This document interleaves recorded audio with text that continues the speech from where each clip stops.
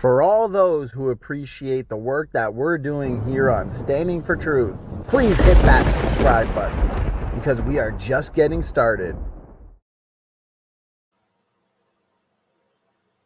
All right, looks like we are live, guys. Thank you so much to everybody in the audience. I know you guys are as excited as me. We've got the much anticipated show with well-known radio talk show host Bob Enyart. KGov.com is the home webpage of the long-running conservative talk show Bob Enyart Live and of Theology Thursday and the Creation Evolution program Real Science Radio. They have aired more than 6,000 radio and TV shows. You can even get Real Science Radio on iTunes, FeedBurner, Spotify, Stitcher, and on TuneIn Radio. George? And just make sure, George, that you unmute yourself. Sorry. Good morning from Australia. Good morning.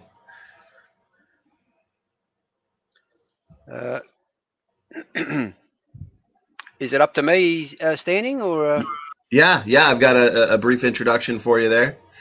Oh, okay. Well, thanks for being here, Bob. I've been looking forward to this for quite a while. I recall listening to quite a few of your videos and some of your podcasts. I would also like to add that you can also get BEL, which is an acronym for Bob Enyart Radio, on Alexa by simply saying, Alexa, open Bob Enyart Live. That's very easy. For those that aren't aware, Bob has had numerous debates with well-known evolutionists. Yes, it's Aaron Ra, Michael Shermer, Lawrence Krauss, I believe, as well. And he has also interviewed numerous outstanding scientists such as Doctors Walt Brown, Jonathan Safadi, Kevin Anderson, which we had a few weeks back, Stephen Meyer, and Michael Behe, who dare to challenge today's accepted creed that nothing created everything. How can people believe that? I'm flabbergasted. Now, much more about Bob can be found directly on his website, kgov.com or rsr.org, I believe. Yeah. Bob, I want to give you the floor for a brief introduction, and please correct me or on anything I may have said or SFT has said. So I'll give you the floor, Bob, and give us a little introduction and correct us on any mistakes that we've made. No, that was all great. So I'm speaking to the Bond, right? George Bond. You betcha. 007. And Raw Matt and Standing for Truth. Am I allowed to use your off the internet name, Donnie? Sure. I just did. Hey, Donnie. Hey, Bob.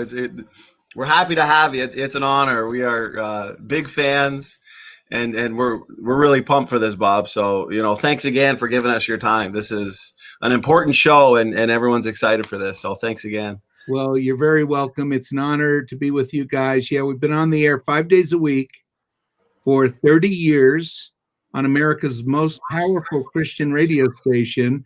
It's 50,000 watts out of Denver.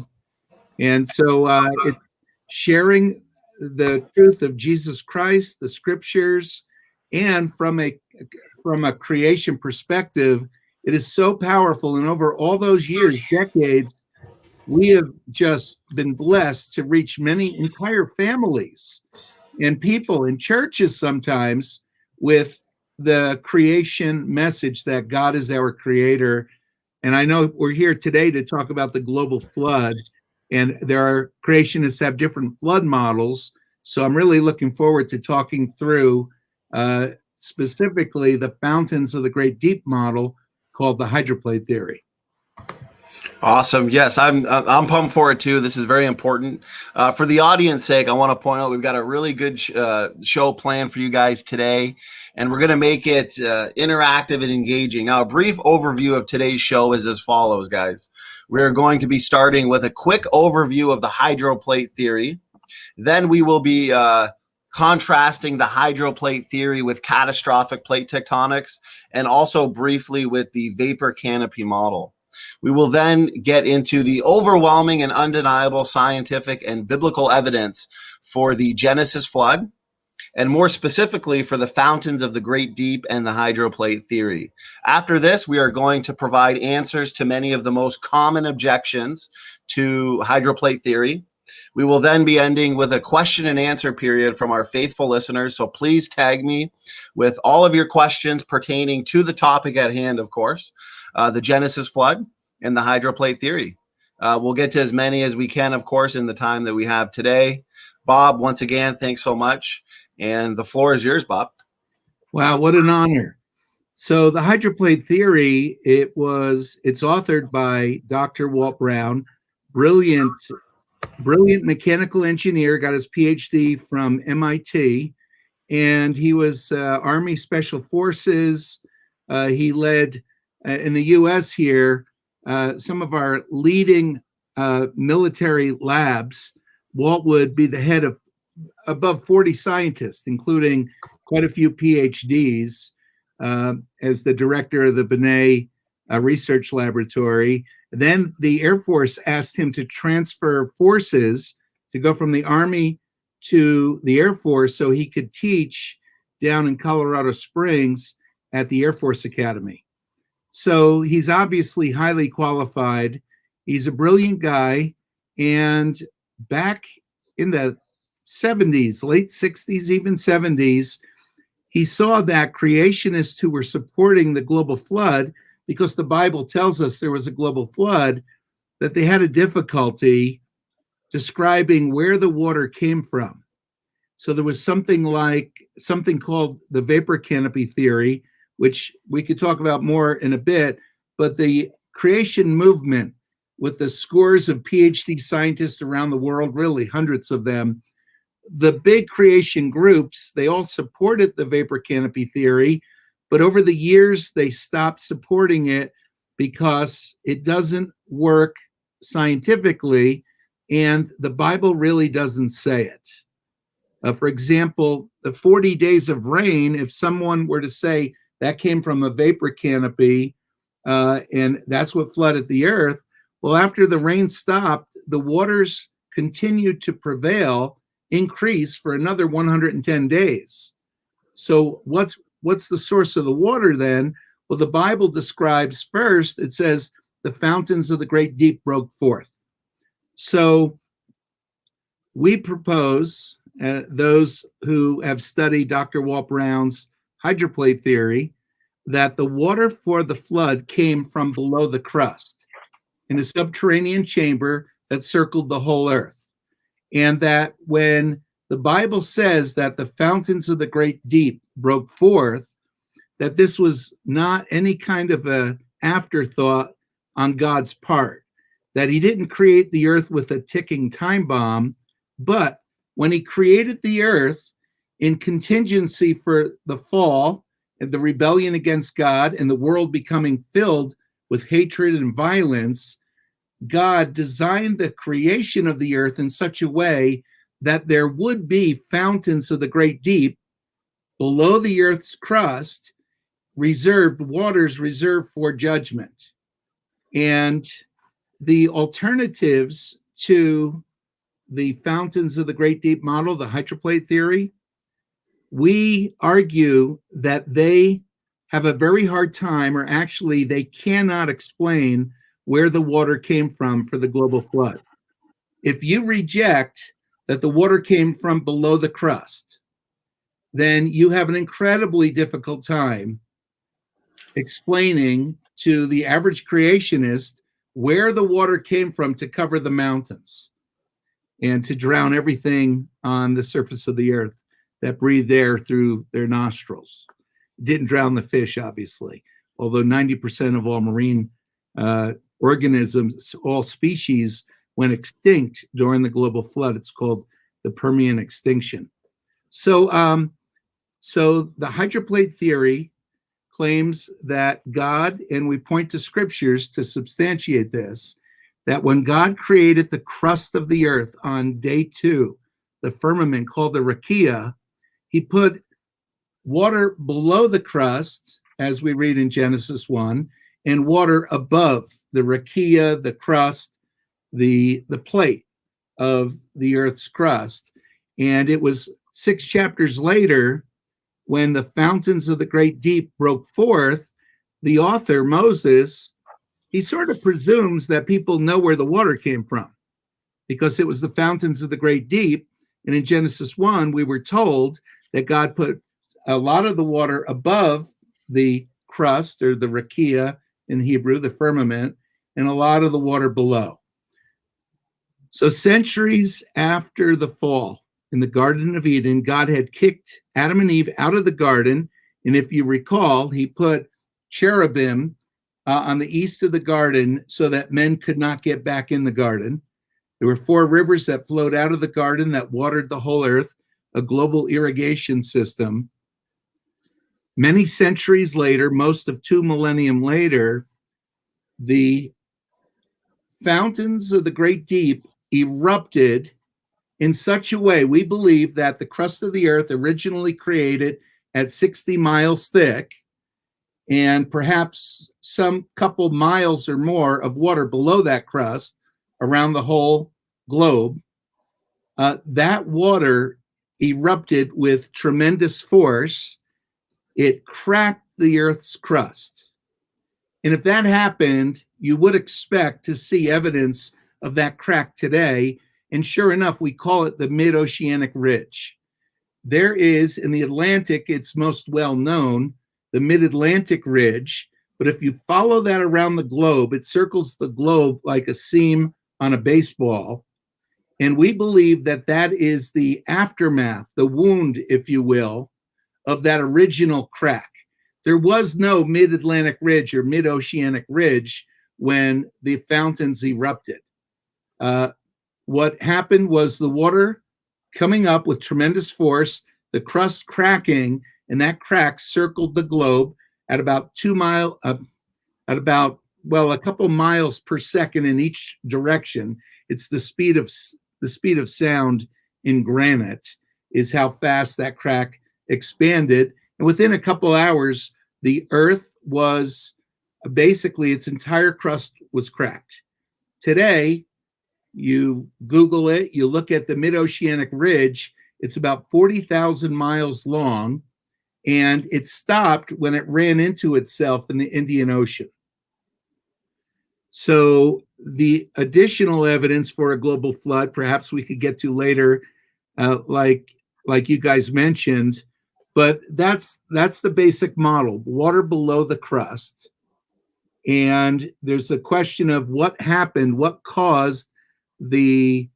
triggered the flood. And the primary mechanism is that there's tidal pumping with the moon orbiting the Earth. And as we all know, the tides in the oceans lift up the ocean waters about 8 feet on average around the world. Well, that tide also lifts up the land. And it would have lifted up the land maybe 8 inches today or more, the tides every day, lifting entire continents. And before the flood, the crust of the Earth was on water below. So it may have had a bigger impact. It would have. And the physics of it, we could talk about, heated up the water below the crust. And so that those waters below the crust eventually eroded away the ceiling and the floor of that subterranean chamber. And on the day, 1 week after God had Noah and his family go in the ark, the fountains erupted, and then we know many of the consequences of the global flood. Bob, it's interesting how science continues to confirm the Bible. You mentioned the rakia and the water below the crust. I think there was an article in 2014 in New Scientist where they actually identified massive oceans 3 times greater than what we find on the surface. So there's another scientific fact that confirms what the Bible is saying. Yes. Now, that study was not an entire body of water. It was the water in rock that they believe over millions of years came to the surface. like geologists believe that diamonds, they say they're 1 to 2 billion years old because of how long they believe it took the diamonds to come to the surface, right? And so they also found water in minerals that they believe came from hundreds of miles below the surface, and the amount of water in those minerals, then they estimate, okay, how much water must be deep below the Earth's surface. But there have been actually a number of studies where they found, for example, a tremendous amount of pooled water under the mountains. And so that's one of the predictions of Walt Brown's theory, that there's pooled salty water under the mountains. And sure enough, and it's been known for a long time, that there is like a gravity hole over the mountains where you'd expect there to be greater gravity because there's more mass. There's actually less gravity. And that's because there is because of the way the mountains were formed, which we could talk about that after the mid-oceanic ridge was being formed. But the water from below the crust pooled under the world's major mountain ranges. And so that water has less mass than granite. And so there's less gravity above our mountain ranges than we would expect. Well, there goes the idea that evolutionists and uniformitarians like to push that creationists don't make future testable predictions. As a matter of fact, Dr. Walt Brown has made numerous, with many of them being confirmed. Isn't that right, Bob? Yeah, that's exactly right. I'm going to our webpage right now, rsr.org/predictions, and we have a list of our own predictions over many years, stunning science predictions that have been confirmed, but also Walt Brown's predictions, and we link to these. And then, of course, his book is online. People could look at the predictions, and they could look at the scientific discoveries that confirm. But I mentioned pooled water under mountains, confirmed. Many whales fossilized at the base of the Andes. Now that's been found, whales in the Andes, but Walt Brown predicts that there are many whales that we will find fossilized at the base of major mountain ranges. Granite layers deep under the Pacific floor. You guys may have been following all the discoveries, but Zealandia, now that's not too far from you, George, is that right? New Zealand, of course. Oh, New Zealand, yeah, that's probably about 4 or 5 hour flight, I think, from Australia. All right, and we've been there to New Zealand. Actually, when our president Bill Clinton went there, 10 of us from our radio show went for a week to protest him while he was in Auckland there. But there is a continent that has been discovered and published. You could just Google it, Zealandia. It's larger than the subcontinent of India. It's 90% submerged, so New Zealand is part of Zealandia, but it fulfills explicitly Walt Brown's prediction that in the Pacific, the crust of the earth sunk, and in the Atlantic, the mantle rose. So as the whole earth cracked from the fountains of the great deep, the water came up with such enormous force that it eroded, of course, the sides of the crack. And the sides of the crack became hundreds of miles wide. And when that happened, you remove all that mass, all that weight above the mantle, and there's something called isostatic rebound.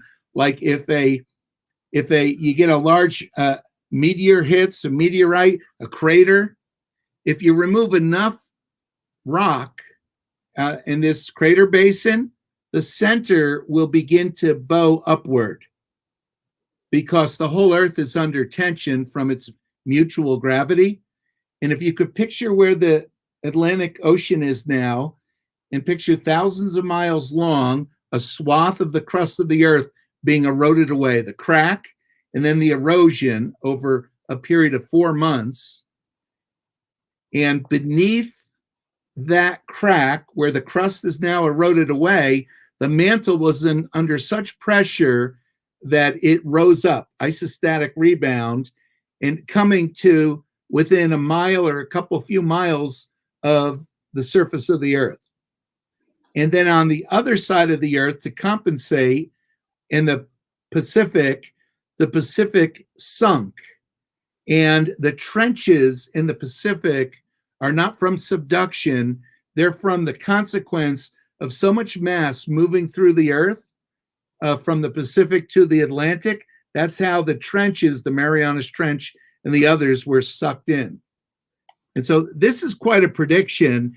And John Baumgartner, famous creation scientist, we love him, but he's quite the opponent of Dr. Walt Brown's work and vice versa.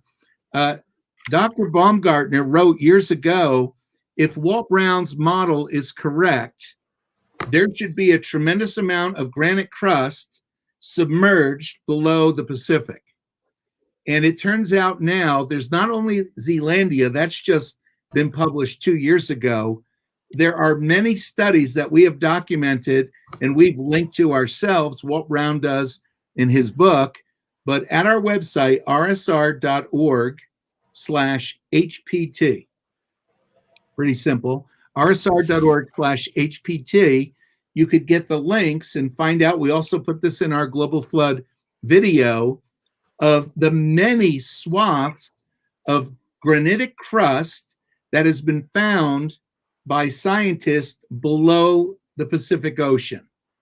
So it's almost as though all scientists work for Walt Brown.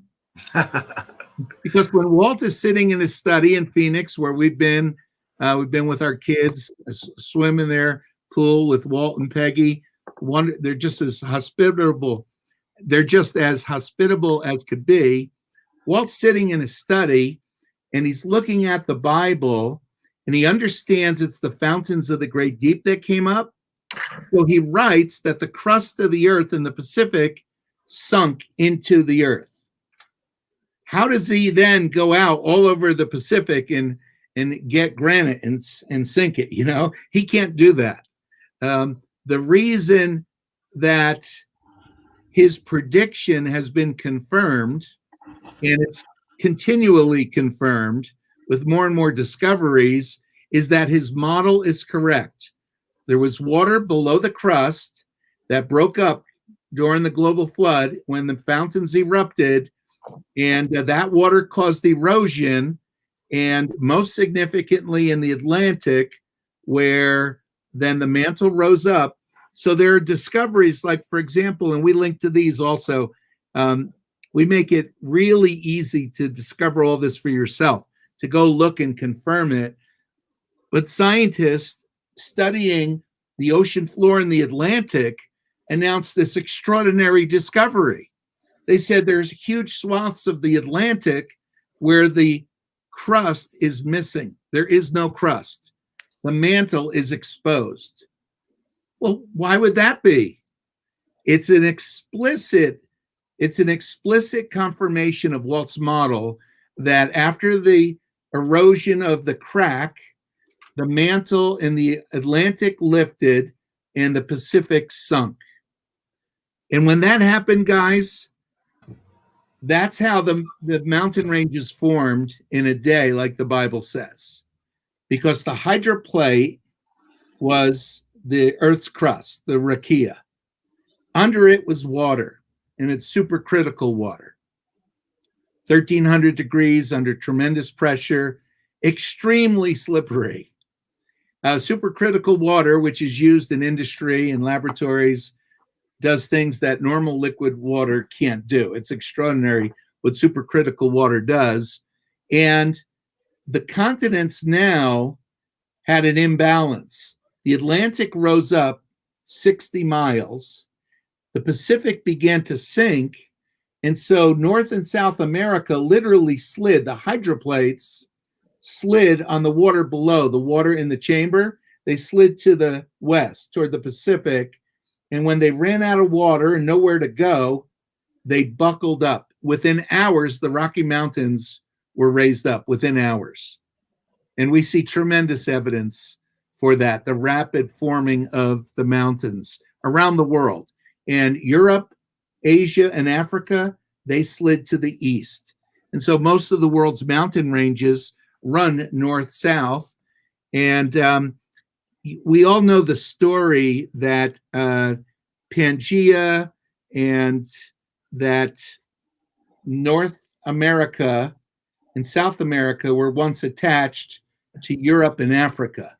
And when you look at it, people hear that, kids learn about it first in grade school, and they think, that it looks like it sort of fits on a globe. But thankfully, Walt Brown actually did the work to make a 3D model on a globe.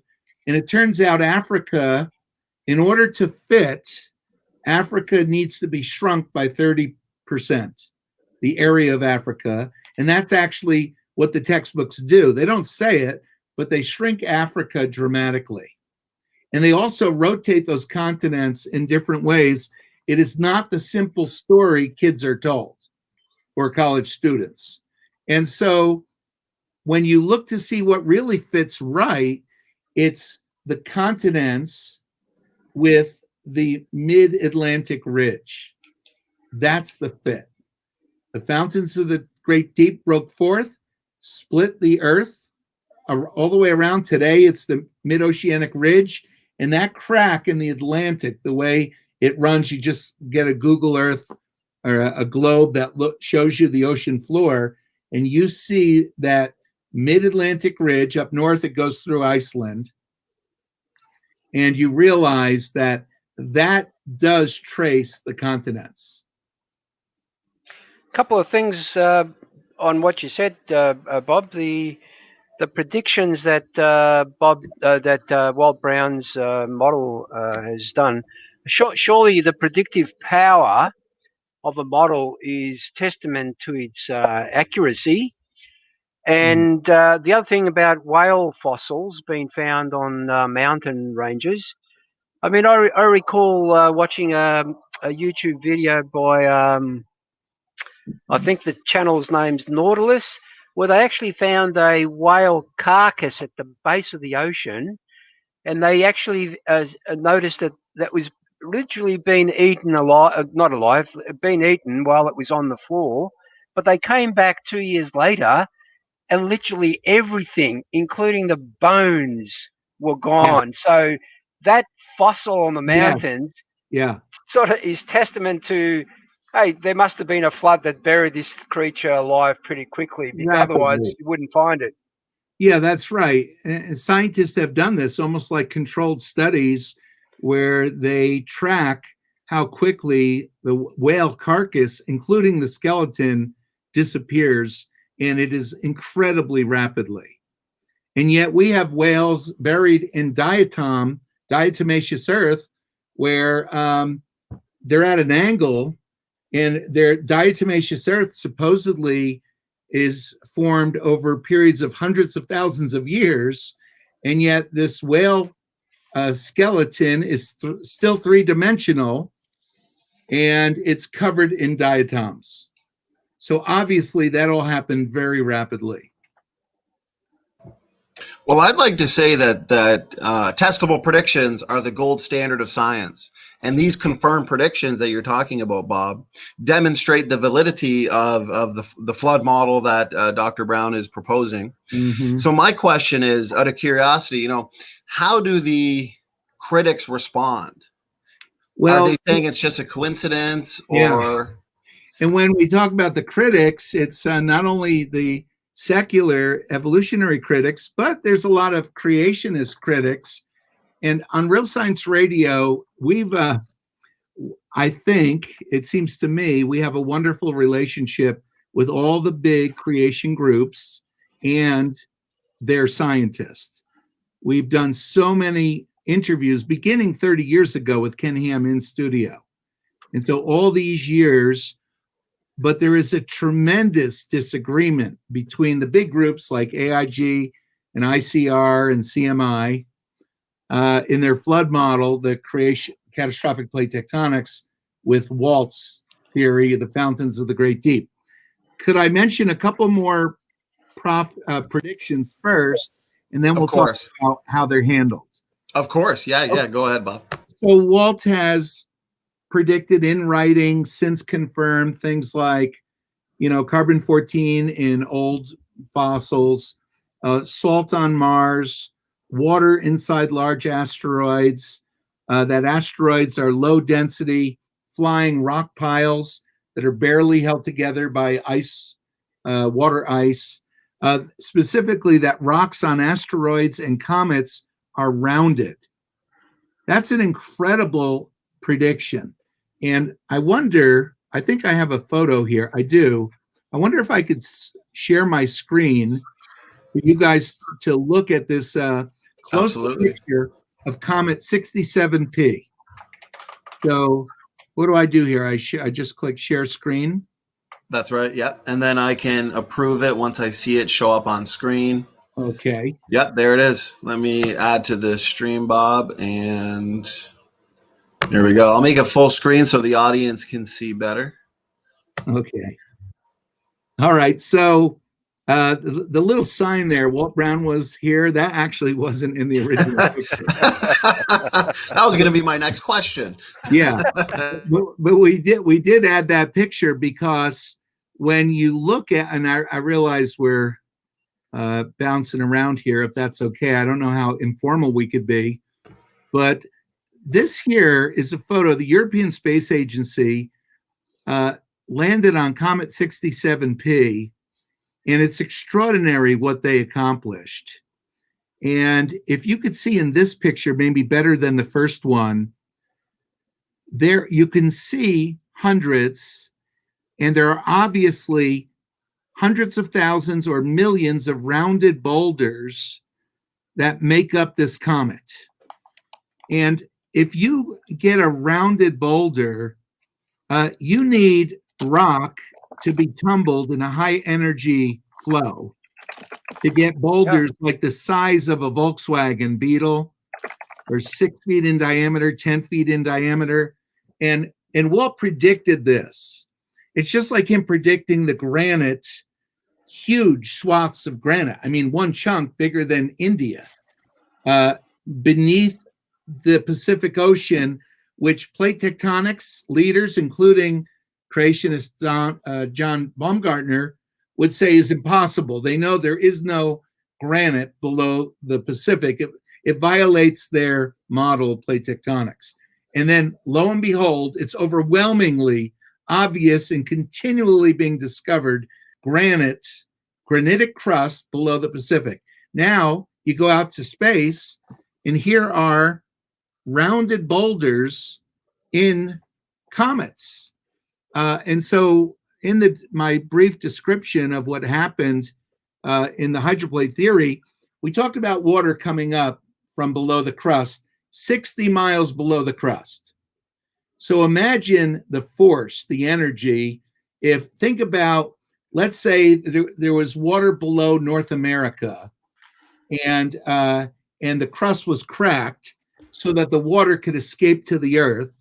And you think the entire mass of North America is pressing down on this water. That water is going to reach a very high, it's going to accelerate to a tremendous velocity.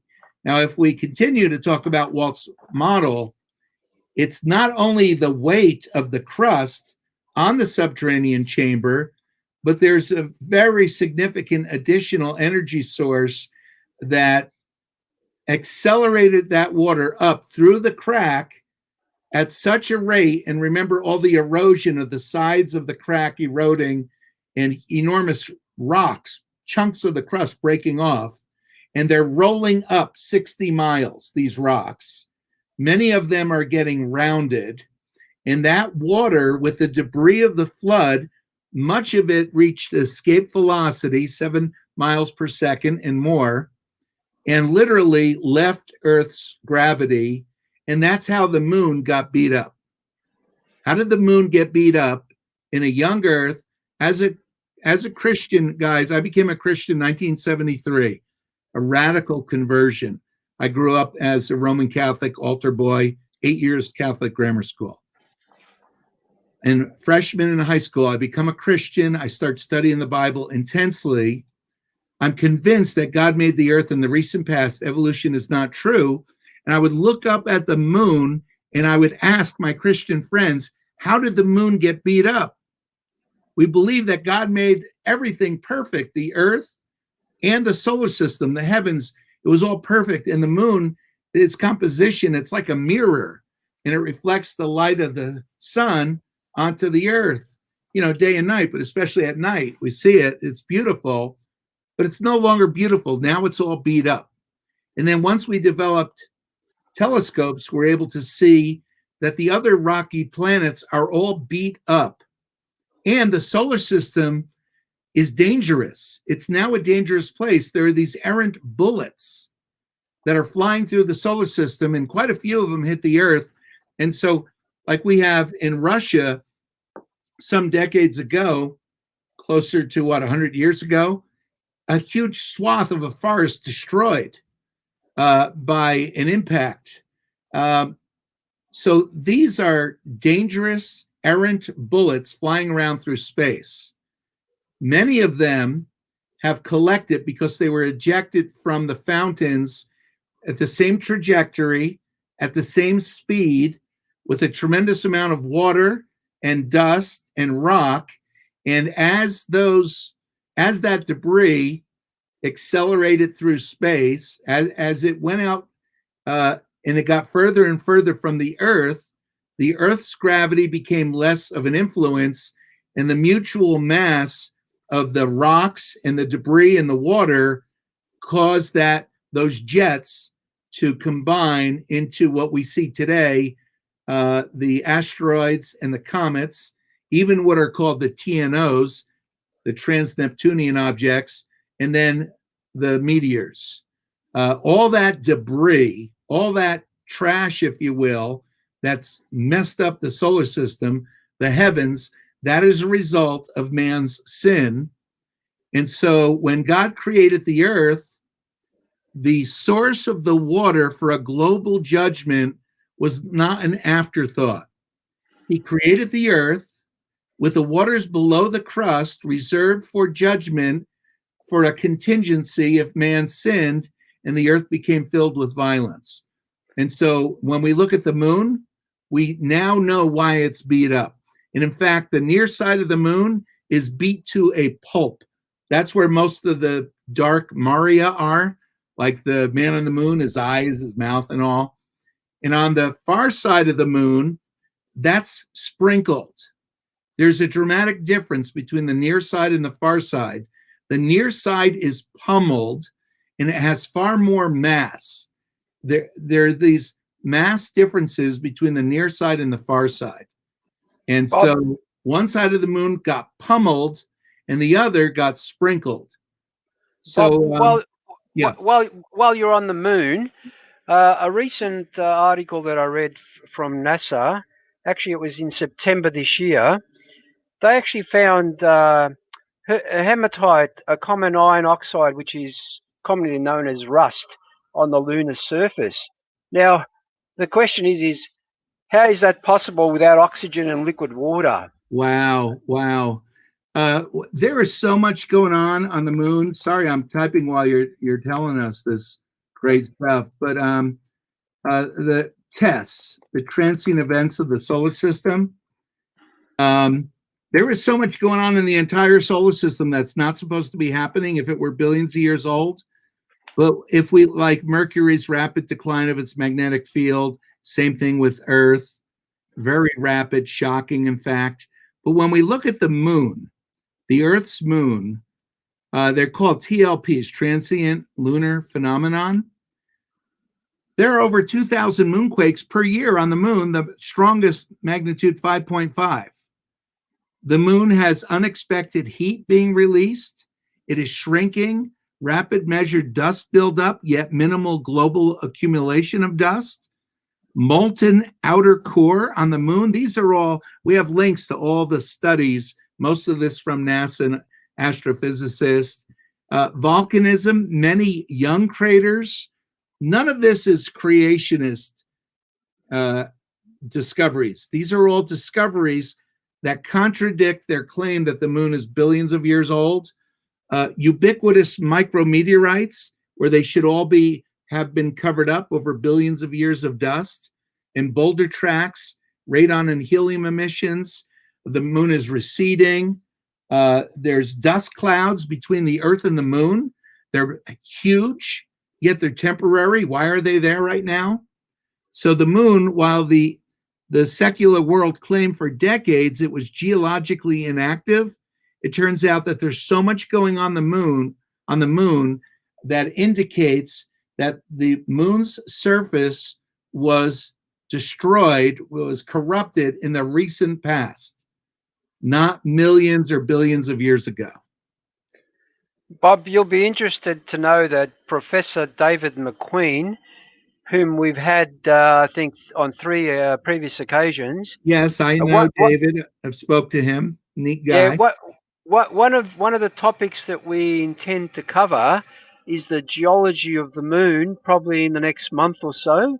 That's so awesome. you may want to tune in and hear what he has to say about that. Well, we will sure do that. And I don't know if you recall, but the moon has given a tremendous difficulty to our friends who are the authors of the catastrophic plate tectonics theory.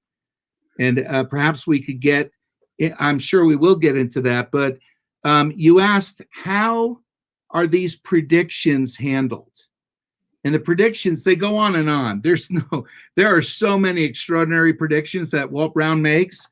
And if you look at catastrophic plate tectonics, the predictions that the creationist model makes, I think, are right around 0. And so when creationists look at Walt Brown's predictions, John Baumgartner, I've spoken to him on a couple issues. I'll give you another example. Walt's model explains why the Earth's crust is loaded with radioactivity. When God created the Earth, there should be no uranium, no thorium, no radon. All this radioactivity that causes birth defects, even fatal, lethal birth defects, that would have not been a part of God's perfect creation. So where did all the radioactivity come from? Well, Walt's model, it doesn't have to be stretched or exaggerated.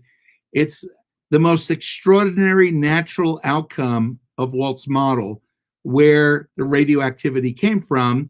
And we do need to talk about that as we continue. But the basic idea is as the Atlantic rose and the Pacific sunk, creating an imbalance, so North and South America slide to the west, and they slide rapidly, not an inch per year, but 60 miles an hour, continents moving.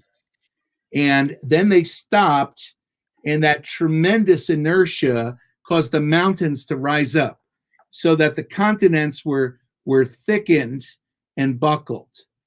And when you compress granite is, I think it's something like 25% quartz by volume. When you compress granite, the quartz is piezoelectric. That means it produces electricity. So Walt's model points out that so much electricity was produced during the tectonic activity of the global flood that it literally squeezed the nuclei of atoms together and created all of the Earth's dangerous radioactivity, everything that's in the crust of the Earth. So Dr. Baumgartner, we talked at length about this, and he said, Bob, there can be no electrical field generated from granite. It can't happen by physics. So I say, Dr. Baumgartner, that I understand that thought, but you know that it's been extensively, and I'm going here to answers, it's been extensively documented that earthquakes produce a tremendous amount In fact, they're called earthquake lights around the world. That earthquakes produce electricity. I'm looking for in our list here. Let's see. Okay, National Geographic 2013. That's not a science journal, but they refer to the science journals. An earthquake producing 1 million amps. Million amps. USGS in 2010, in the earthquakes and electricity section of Origin of Earth's Radioactivity, Walt references extensive observation of earthquakes generating electrical currents from the New Madrid earthquake, as reported by USGS. And so we have what, 7 different reports, including I interviewed an executive at Quake Finder. They're an organization here in Denver, and they monitor electromagnetic emissions in order to predict earthquakes in California, Peru, Taiwan, and Greece. We're talking about a project that costs tens of millions of dollars. The discoveries go on, even to the point where laboratory tests, where they have compressed huge blocks of granite and they measure the voltage that comes off of those blocks, those boulders. Bob, just to give some perspective on the million amps, a general household switch is around 20 amps. So you can see how large that earthquake amperage is. That million amps, and if you realize that earthquake was insignificant compared to the forces unleashed during the global flood. Yeah.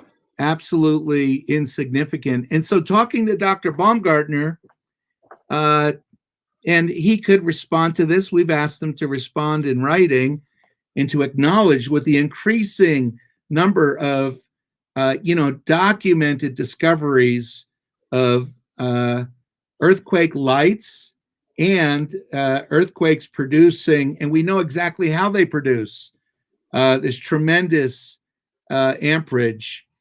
We've asked him to retract his argument that he's also put in writing that Walt is wrong because granite cannot produce electricity. And so what we've noticed is often, a refusal to have give and take and to say, okay, here, this criticism I launched at the Hydroplate Theory, I have to retract that.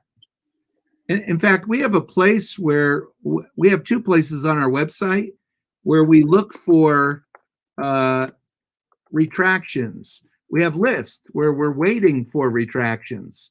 On our CPT page, which is rather stunning, Catastrophic Plate Tectonics, they have published 5 miracles, and we have them all listed here. 5 miracles not described in the Bible that are required for catastrophic plate tectonics to work. And I'd love to share some of these with you guys, but let me ask a question. I think you guys are far more knowledgeable than most about the issues that creationists discuss, than the average person who supports CMI or the Creation Museum or the Ark and so on. Do you guys think the creationists who believe in catastrophic plate tectonics, do you think those average creationists could explain where the water came from for the global flood? Well, I could, but I'm not sure about the average creationist. Okay, it's my experience that the vast majority of creationists cannot explain where the water came from. Well, I was going to say, based on what you said earlier in the presentation, Bob, if we reject the water of the fountains of the great deep, then Right. we are essentially going to have a very difficult time explaining where all the water has come from. Yes. So here's what CMI and AIG and others have done. When they do articles or mention the fountains of the Great Deep, it's rather subtle, but they're no longer water. The fountains of the Great Deep are not water. They claim that the fountains of the Great Deep are magma. I don't know, is that statement, is that familiar to you guys? That it's Yes. no longer believed that the fountains of the Great Deep are water, but now it's believed it's magma.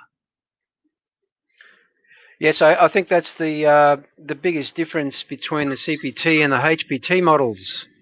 One says water and the other one says magma.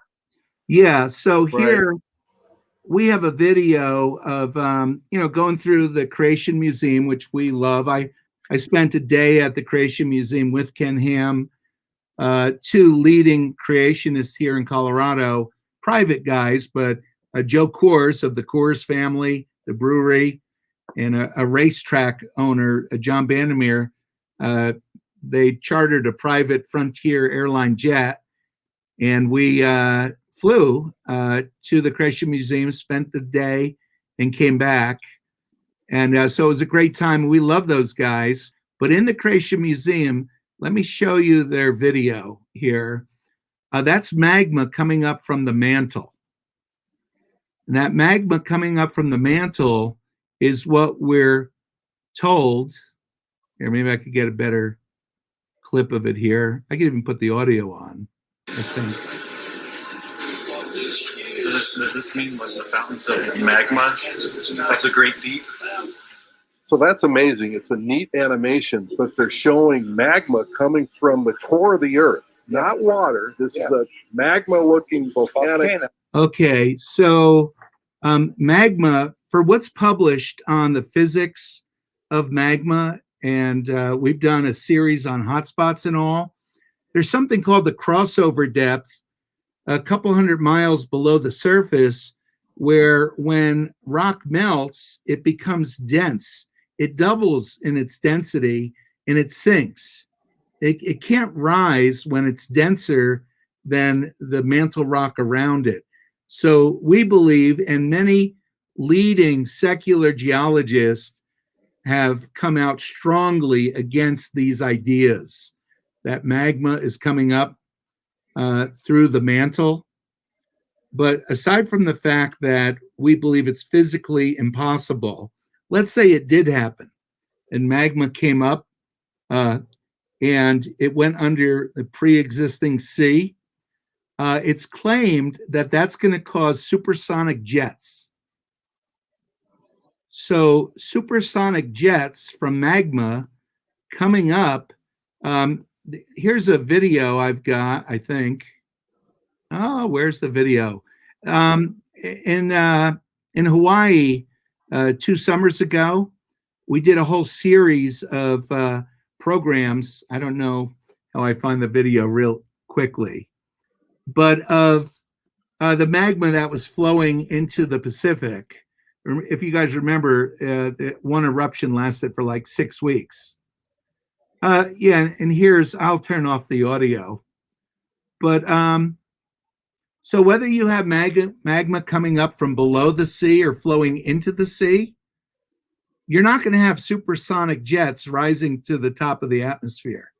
There's a moron guy swimming here. Now he's crazy. He's lucky he didn't die. Yeah. Yeah. But you're not going to have supersonic jets rising up with the torrential rain that the Bible describes for 40 days. And where do you get the water? So catastrophic plate tectonics claims essentially, that we had a global flood. Don't add water. You don't need water. Now, magma has, little percentages of water in lava and in magma, but they claim that the global flood happened when magma rose up and it flooded the base of the surface water basins, so that the surface water gradually rose up, and then it sloshed in a series of massive tidal waves. It sloshed up over the continents, and that's the global flood. Except that that's nothing like what the Bible says. The fountains of the great deep, it's not reasonable to do a switch on creationists and make them buy into a model, and then after they've been supporting the model for a year or 2 or 10 years, then they realized there were no water fountains. The fountains of the great deep were magma, and no water was added to flood the continent, to flood the earth, and even above the highest mountains. So we think that when you claim that the water for the flood did not come from below the crust, that you have no explanation, no reasonable explanation for where the water came from. Well, what I would have to say is I find it amazing, based on everything you said, Bob, that the fountains of the great deep and the water under the crust, like we're talking about, these are supported by both science and from scripture. Yeah, absolutely. Continually, they find crushed granite, the deepest holes ever drilled. They find crushed granite in salt water. And that's not supposed to be. These were shocking discoveries for creationists. Let me share with you something else. You see this image of sedimentary rock at the Grand Canyon? If I shrink my window, does that help it get bigger? The graphic, maybe it does. I can see it. All right. So if you think about, where did all those sediments come from? Where did they come from? The vapor canopy theory has no conceivable way of eroding a mile thick of sediments that cover the continents of the world on average. The raindrops could have came down with jet engines on them, and they're not going to erode that much rock. So the authors, the promoters of catastrophic plate tectonics, they have admitted dramatically that their model has a huge difficulty in explaining where the sediments came from. Now, think about this. If you've eroded so much during the early weeks of the flood, you've eroded, let's say, 1/4 of a mile of sediments that are covering the continents. How are you going to erode more rock? You can't get below those sediments. Those sediments are now protecting the crust of the earth below them. You can only hold so much sediment in suspension as the flood waters are over the face of the earth. Those sediments are falling out of suspension rapidly, and they're building up. We didn't get just a mile of sediments all on the last day of the flood. You know, these happened over the weeks and months of the flood. So once you erode 1/2 mile of sediments, so that now the continents are totally covered, where do you erode the next 50% of all the world's sediments, maybe 200 million cubic miles of sediments? You've got 100 million already laid down on the continents. Where does the rest come from? Well, just like CPT does not have a good answer for where the water came from, they have a massive problem to explain where did the sediments come from. And this was the answer given in 2013. I had the honor of going to the International Conference on Creationism. And by the way, guys, my YouTube chat with evolutionist Jack Horner, where we offered him $23,000 to carbon date his soft tissue T-Rex. That video was played at the 7th ICC. This was in Pittsburgh. Well, and there, awesome. Yeah, it was really a great I don't know, have you guys seen that video? Yes. Oh, yeah. I have. Yeah, so much fun. Because we know there's carbon-14 in all these dinosaur bones, just like there's carbon-14 in diamonds. They can't be 1 billion years old, 2 billion years old. That's right. They didn't come up from that deep below the crust in order to get the pressure necessary to turn carbon into diamonds. The diamonds were formed during the compression event where the continents slid and then came to a screeching halt as they thickened and buckled. That is so much pressure. That's what created the diamonds. So they think, oh, these rocks, these minerals, it took billions of years to come up from deep in the earth because that's where they think is the only place to get that pressure. Of course, that's false. That's a great point. Well, thank you. And I should have made it earlier when we were talking about diamonds. But so here, this is an animation of the Earth with our moon in the background there, and the moon's orbit around the Earth. And in the foreground, this is a second moon that was proposed by Dr. John Baumgartner. He delivered a paper. I was there. We quote from it. We got recordings in our own flood video. And he said, here's what happened. Here's how the catastrophic plate tectonic model can explain where the Earth's sediments came from. Because if the water is rising up in the surface basins, and that water is lapping up onto the continents, ferociously lapping up in 6 huge tidal wave sessions, you can't erode enough sediments to cover the continents. And they know that. They absolutely know that. So Dr. Baumgartner proposed that the Earth, I'm thinking whether I should click on his paper or not, that a second moon appeared and it orbited the Earth. I'm going to turn off the audio because it's not important. But here's, I think we got an animation here. Where's our animation going?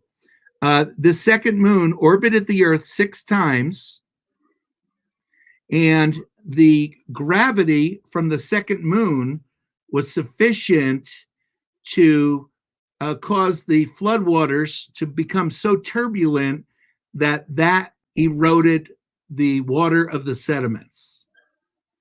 Now, I don't know about you guys, but to me, that is dead on arrival.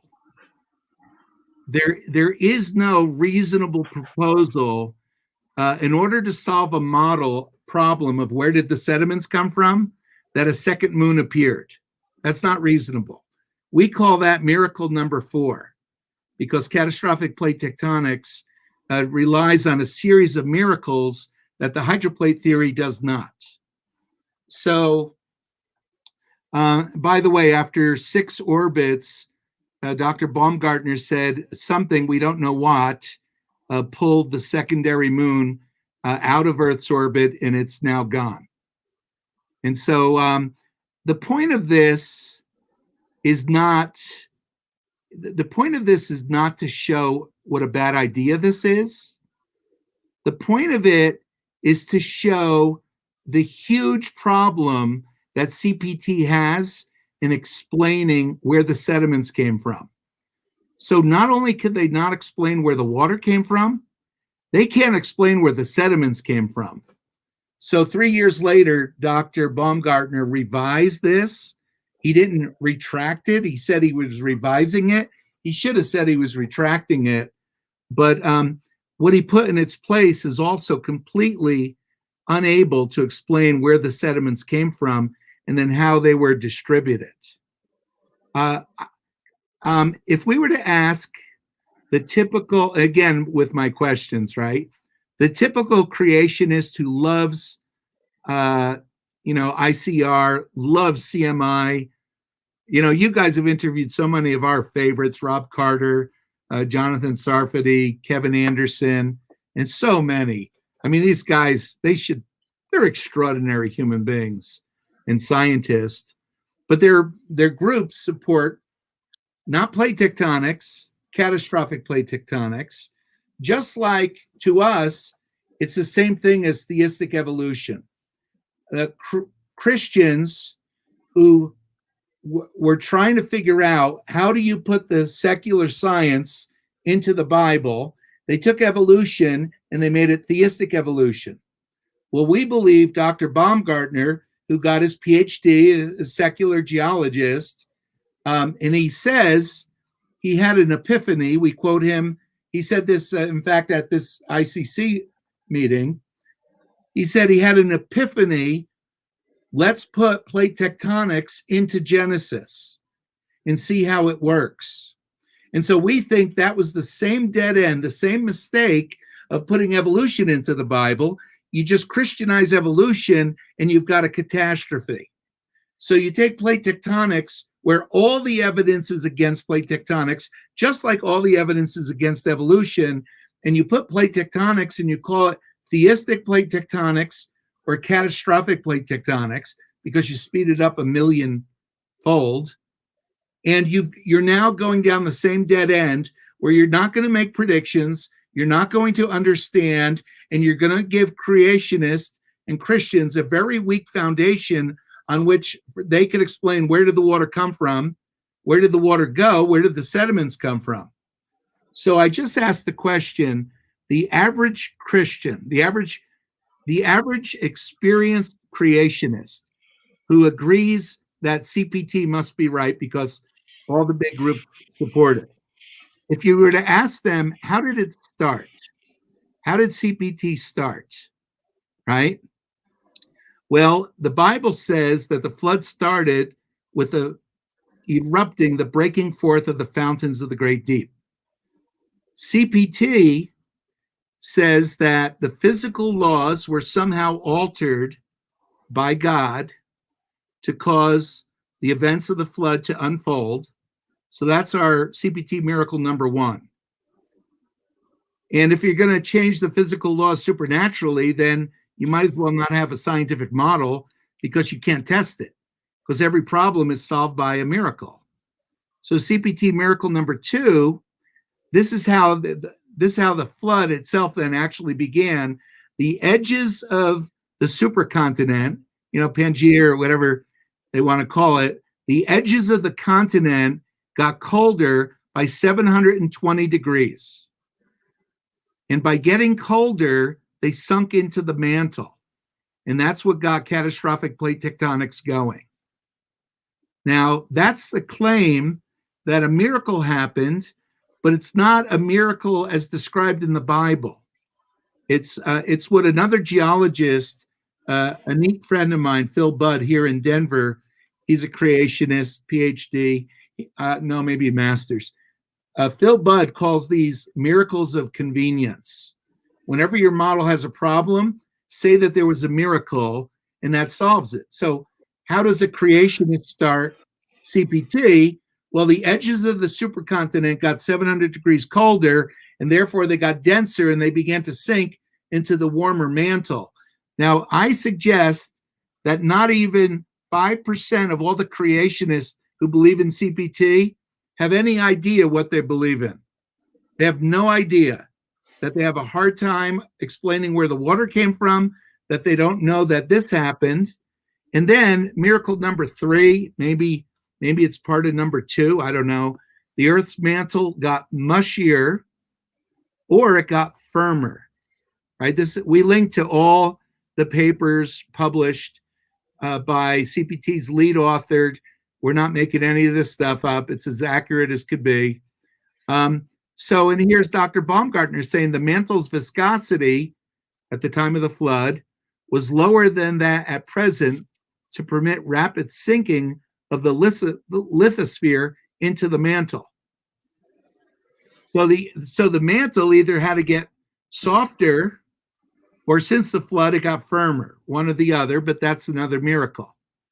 Miracle number four, God brought a second moon to erode Earth's sediments. And this is quoting directly from Dr. Baumgartner. 6 near encounters with a moon-sized body temporarily captured by the Earth can plausibly account for Earth's sediments. Now, guys, you know how when school kids, they're taught evolution, and it's so simple. Look at the butterflies. They were light and now they're dark or whatever. And it's presented in such a simple way. And so they end up believing it. Well, the same thing has happened to the creation movement. The hundreds of thousands of creationists who support the movement, they believe because they trust our creation scientists. It's not plate tectonics. Okay, it's theistic or catastrophic plate tectonics, but they have no idea what they bought into, just like people believe in the Big Bang. They have no idea what they're buying into. So miracle claim number 5, and this is just stunning, that God supernaturally accelerated nuclear decay, as described in the Ray Project. So all creationists, young Earth creationists, we recognize there's way more evidence of radioactive decay in the crust of the Earth than could be explained in 7,000 years at today's rates of radioactive decay. We all recognize that. The difference between the hydroplate theory, which explains the origin of Earth's radioactivity, and CPT is they need a miracle. So the miracle is that God supernaturally accelerated nuclear decay. That's a miracle of convenience. That's not explained in the Bible. The Bible says God judged the earth with a flood, not with accelerated nuclear decay. And even if God wanted to supernaturally put uranium throughout the earth's crust, why does he have to make it decay at such an accelerated rate? Then miracle number 6, all that supernatural accelerated decay would melt the earth. Talk about a heat problem. The CPT has a massive heat problem, and it really is unreasonable for them to offer the objection that Walt Brown's model has a heat problem. That's not cool. What they should say is our model has a serious heat problem, but so does Walt. But we think we solve the heat problem by God supernaturally removing the heat. Right? And this is, and I think you guys can see on the screen, radioisotopes and the agent the Ray Prog. Thank you. Volume 2, the heat problem. God was directly involved in all of these events, so it is possible that he employed some supernatural process which does not occur today or cannot be detected. And guys, if you look and see what they proposed, one of their proposals is that God expanded the size of the universe 20-fold in order to remove the heat. And where'd the heat come from? Why do you have to do that? Well, because he supernaturally accelerated nuclear decay. Well, where does the Bible say God did that? And he made the universe 20 times bigger to get rid of the heat? We think these are exactly as unreasonable as the claims made by the secular origins, Big Bang, and evolutionists. We think there's an exact model because the concept was bad from the beginning. You don't take the secular origins model and put it into Genesis. If you do that, then you're going to spend decades of increasingly unreasonable secondary assumptions. And then there comes what we call the anti-miracle, when John Baumgartner, and I know I'm criticizing him, but I truly love him as a brother, and I'm so thankful for all the people he's brought to the Lord by standing tall for the scriptures and creation.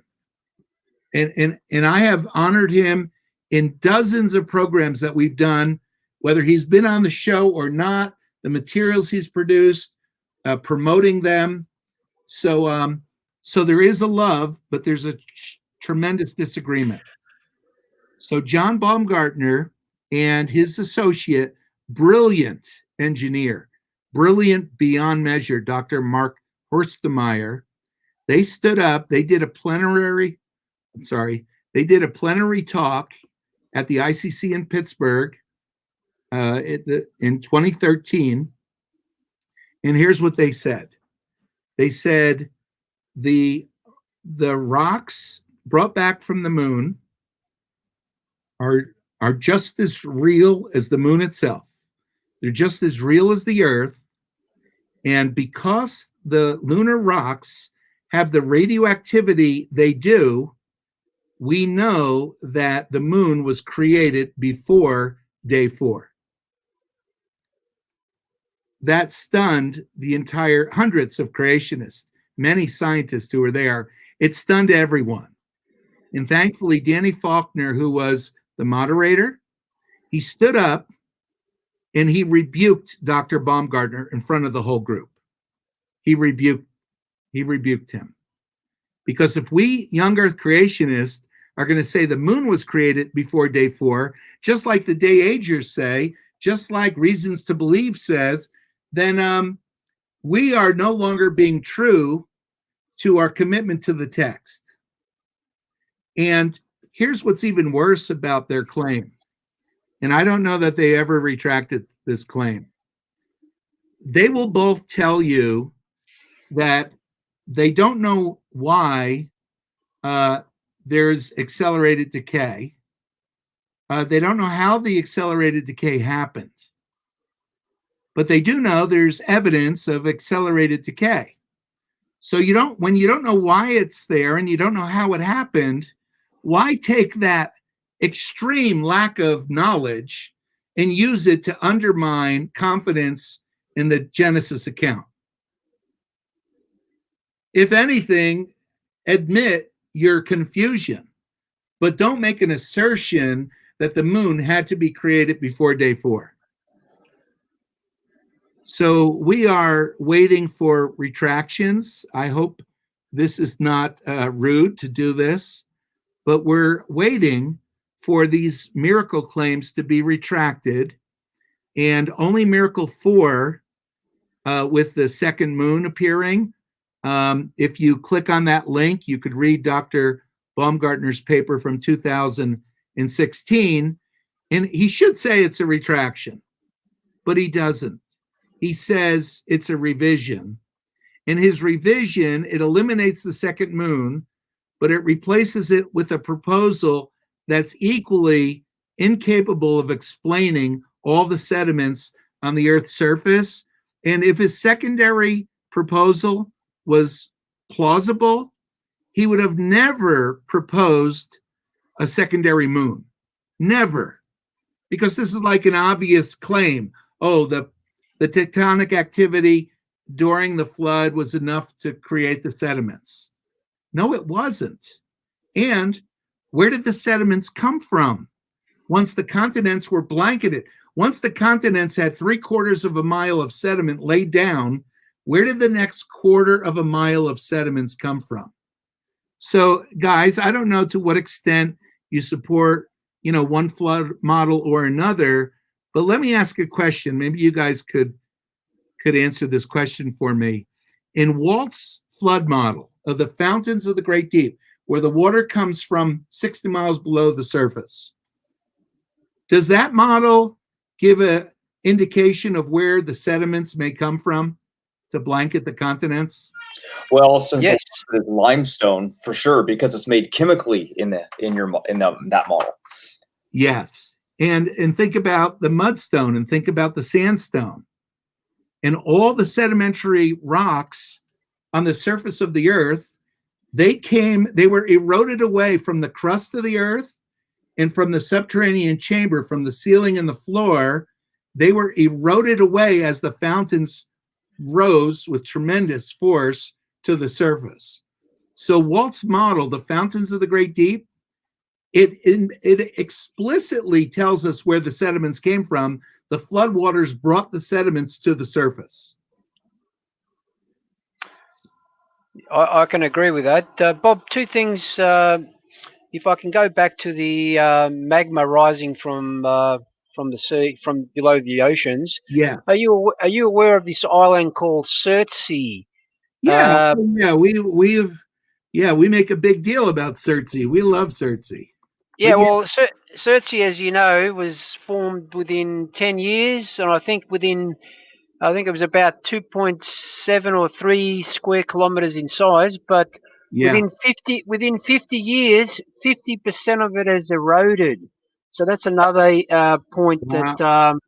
that Wow. contradicts the millions and billions of years. Yeah, what a great point. And the fun thing about Surtsey, we have it here on our list of not so old things. When you read the chief geologist of Iceland, Sigurdur Þórinsson, I don't know if you guys pronounce it better than I could. He said that the time scale that he had been trained to attach to geological developments is misleading. For what is said to take thousands of years, the same development may take in a few weeks or even days to form a landscape so varied and mature that it was almost beyond belief. Wide sandy beaches, precipitous crags, gravel banks and lagoons, impressive cliffs, hollows, glens, and soft undulating land, fractures and fault scarps, channels and screes, confounded by what met your eye, boulders worn by the surf, some of which were almost round. That's all. Yeah. The interesting part, Bob, the reason why I brought that up is there's no report of jets of steam, because this thing literally came out of the ocean and was built by volcanic magma. Right. So if if CPT was right and magma came up from the molten outer crust, right? Now the outer crust, we assert and we think we could demonstrate was not molten when God made the earth. But if that were true, you're not going to have supersonic jets to the upper atmosphere causing torrential rain. And thank you for bringing up Surtsey. What a great point. Yeah, the other point I wanted to make was regarding the accelerated nuclear decay. The fact that we find radio halos proves that there was no heat problem, number one, and second, it sort of adds to the validity of the Z-pinch experiments, where we see the heavy elements produced with parent-to-daughter ratios similar to those we find on Earth, which suggests that decay, that initial decay, as you know, it's adiabatic, and there was no heat problem. All right, now there's a word, adiabatic. Let me look that up and see what that means. No, I don't know about the audience, but when I first studied this, I had to look up adiabatic, and it's when heat doesn't enter or leave a system or a reaction, it doesn't produce heat. And sure enough, Walt Brown's model does the most brilliant job explaining the origin of Earth's radioactivity. When I had a famous atheist astrophysicist on the show, he's a cosmologist. His name is Dr. Lawrence Krauss from ASU. I attended ASU years ago. I went on to work at McDonnell Douglas Helicopter Company and Hughes Helicopters on the Apache attack helicopter for the Army. But Dr. Krauss disagreed. He was so disagreeable on our 40-minute interview, but there was one thing he agreed with. When I said that 90% of Earth's radioactivity is in the crust of the Earth, he said that is absolutely true. And then I added that it's in the continental crust, and he agreed with that. And further, it's preferentially near granite. That's where Earth's radioactivity is overwhelmingly. It's not in the crust. It's not in the mantle. I'm sorry, I said that wrong. It's not in the core. It's not in the mantle. It's in the crust. And why is uranium preferably near granite? It's because granite has quartz, a tremendous amount of quartz. And when that granite was compressed during the compression event of the global flood, when the mountains rose up, and other times in the previous 40 days, but when that granite was compressed, it created so much such powerful electricity. It's the piezoelectric effect creates this electricity, and then there's something that's been tested around the world in labs, Z-pinch, where electrical currents will take the nuclei of atoms and squeeze them together. And so there have been so many studies. Well, the main one over in the Ukraine by, I think I heard one of you guys mention Dr. Adamenko in his Proton 21 lab. They did hundreds of experiments where they Z-pinched the most common minerals, elements on the crust of the earth, and it created, in like a millionth of a second, it created all of the elements in the periodic table, right up to uranium, and I believe even beyond uranium. And so that explains to us why Earth's radioactivity is near granite, because the radioactivity was produced during the unfathomable tectonic activity of the global flood.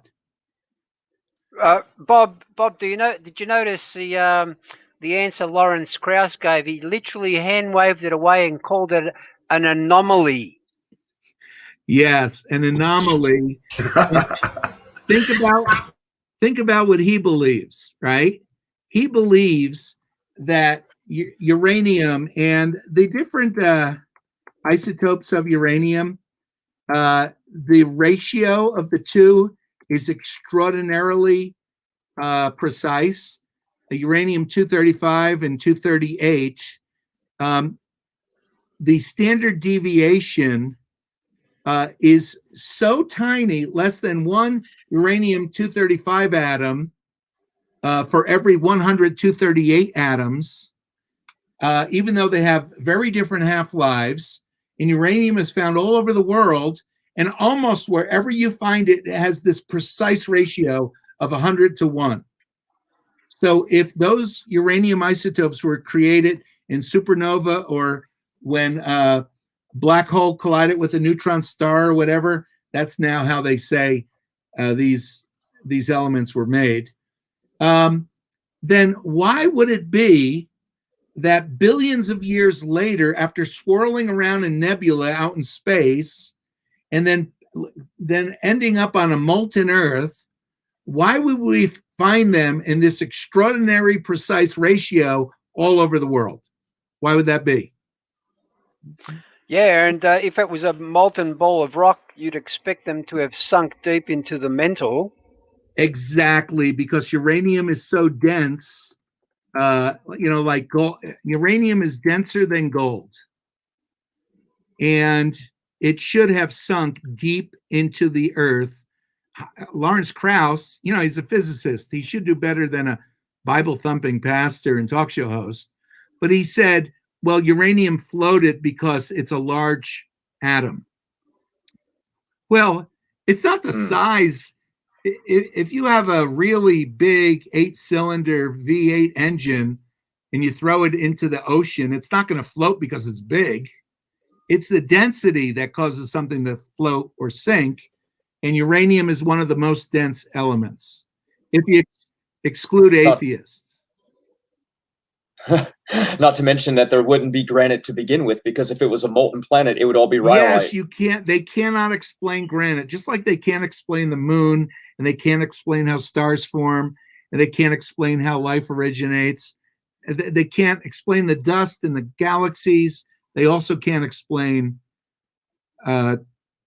granite. It's granite, all things.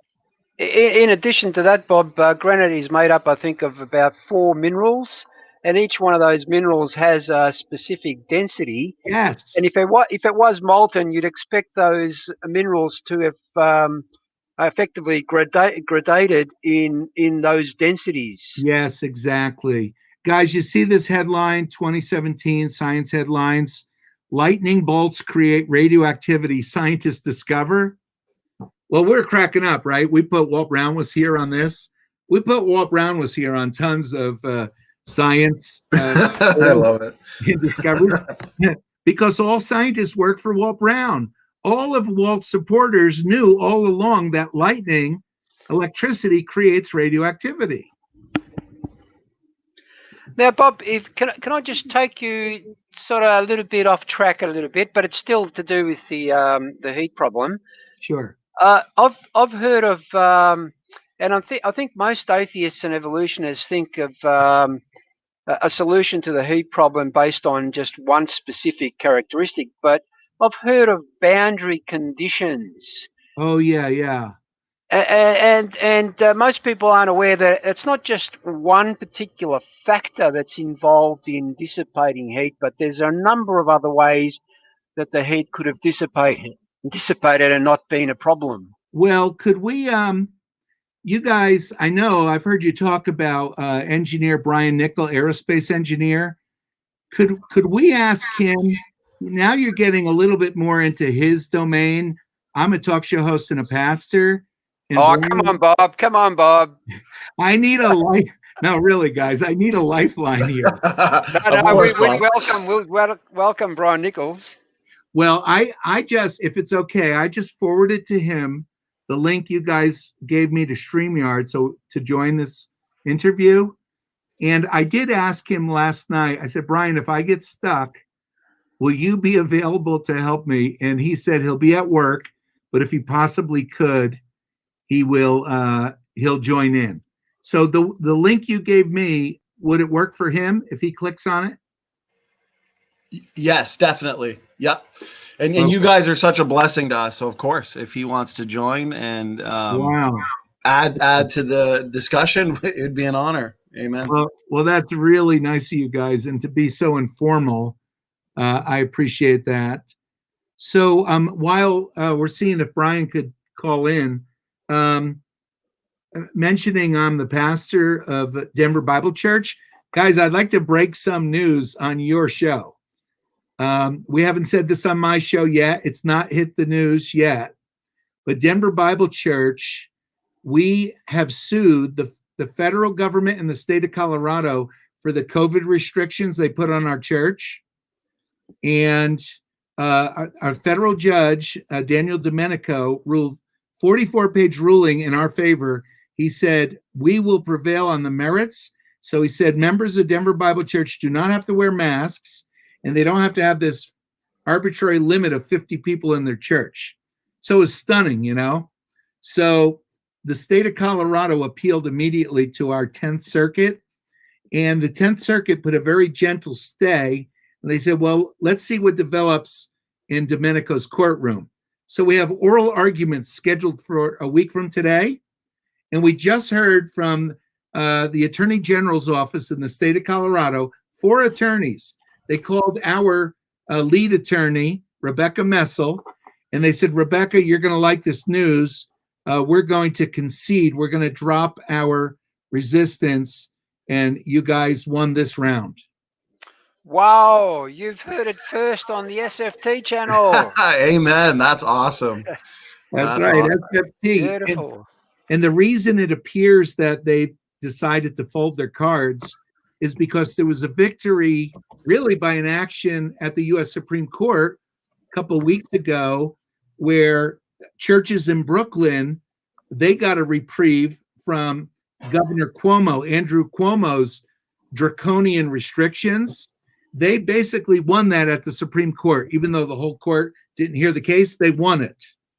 And their filing with the U.S. Supreme Court, it cited our Denver Bible Church lawsuit 6 times.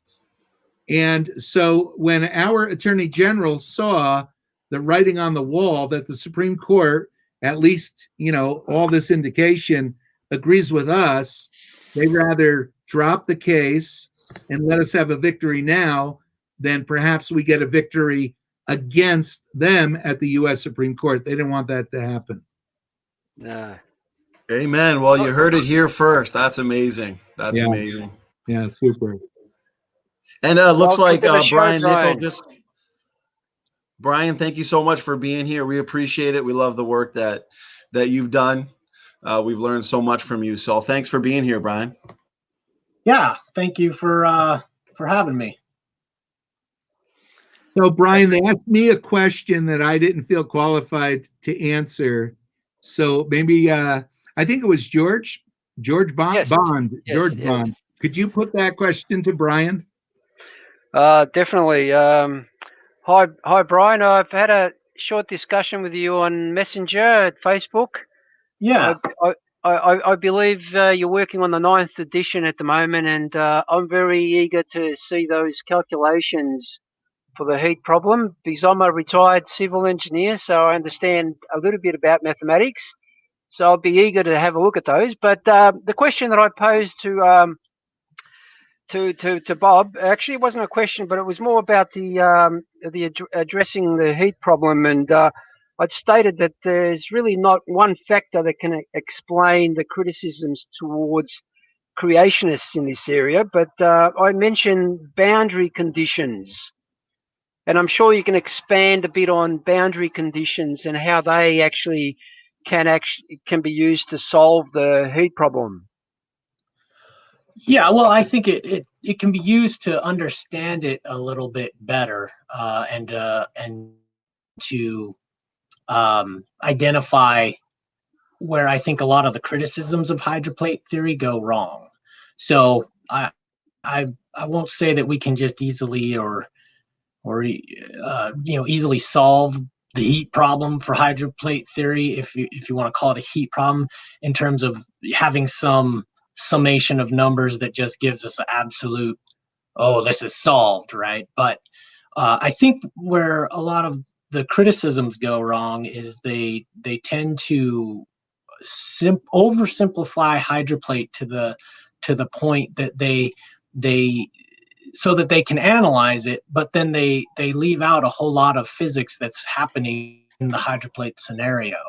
And so I think what you're referring to is boundary conditions in terms of like boundary layers in a high-speed flow, things like that. Is that? Well, I was specifically talking about space being a nearly infinite heat sink, for example. The heated air dramatically cools it as it expands. I think the other one is cooled particles could fall back onto Earth, neutralizing some of that heat as well. Yeah. And of course, the important one, and we all talk about the specific heat capacity of water. That's another factor that comes into play in terms of neutralizing the heat.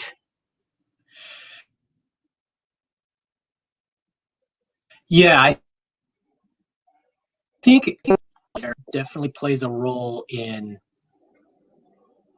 me reaching the conclusion that heat would not be able to transfer to the lower atmosphere in the way that so many critics believe that it did. And so far from critics that I've seen, what they do is they will just take a very simple thermodynamics equation that takes the specific heat of water times the mass of the atmosphere, and then they they solve basically for what would your final heat be if you added some percentage of kinetic energy that Walt estimates that the fountains needed in order to launch all the asteroids and comets and TNOs. So they'll just arbitrarily pick a seemingly really low percentage of that kinetic energy value, and then they'll apply it to this equation and come up with 3,000, or 300 degrees Fahrenheit increase in temperature of the atmosphere. But they've done that without and that's where they've oversimplified the problem, because they've done that without taking into account high speed flow has through a stagnant atmosphere. And that's really where they go wrong. They've oversimplified the problem, and so they've come up with an answer they like, but they've ignored a whole lot of very real physics that would be going on in the interaction between the high-speed hypersonic flow of the jetting fountains and the stagnant atmosphere. So, Brian, could I ask you the temperature of the water in the subterranean chamber? Walt has indication of how hot the water would have been.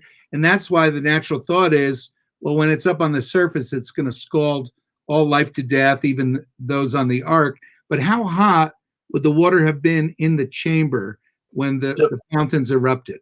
Right. So there's some indications from meteorites having like the iron nickel meteorites having a Widmanstätten pattern in them, and they know that results, to get that, you need prolonged temperatures at 1300 degrees Fahrenheit. So that a rough estimate is that the waters of the Great Deep were started out below the crust at 1300 degrees Fahrenheit. And so many critics just assume that 1300 degrees Fahrenheit is what the atmosphere experienced. But remember, that's 60 to 30 miles below the crust where we're at 1300 degrees Fahrenheit. But when you allow a high temperature fluid to expand freely, we call that throttling in the engineering business. When it expands freely,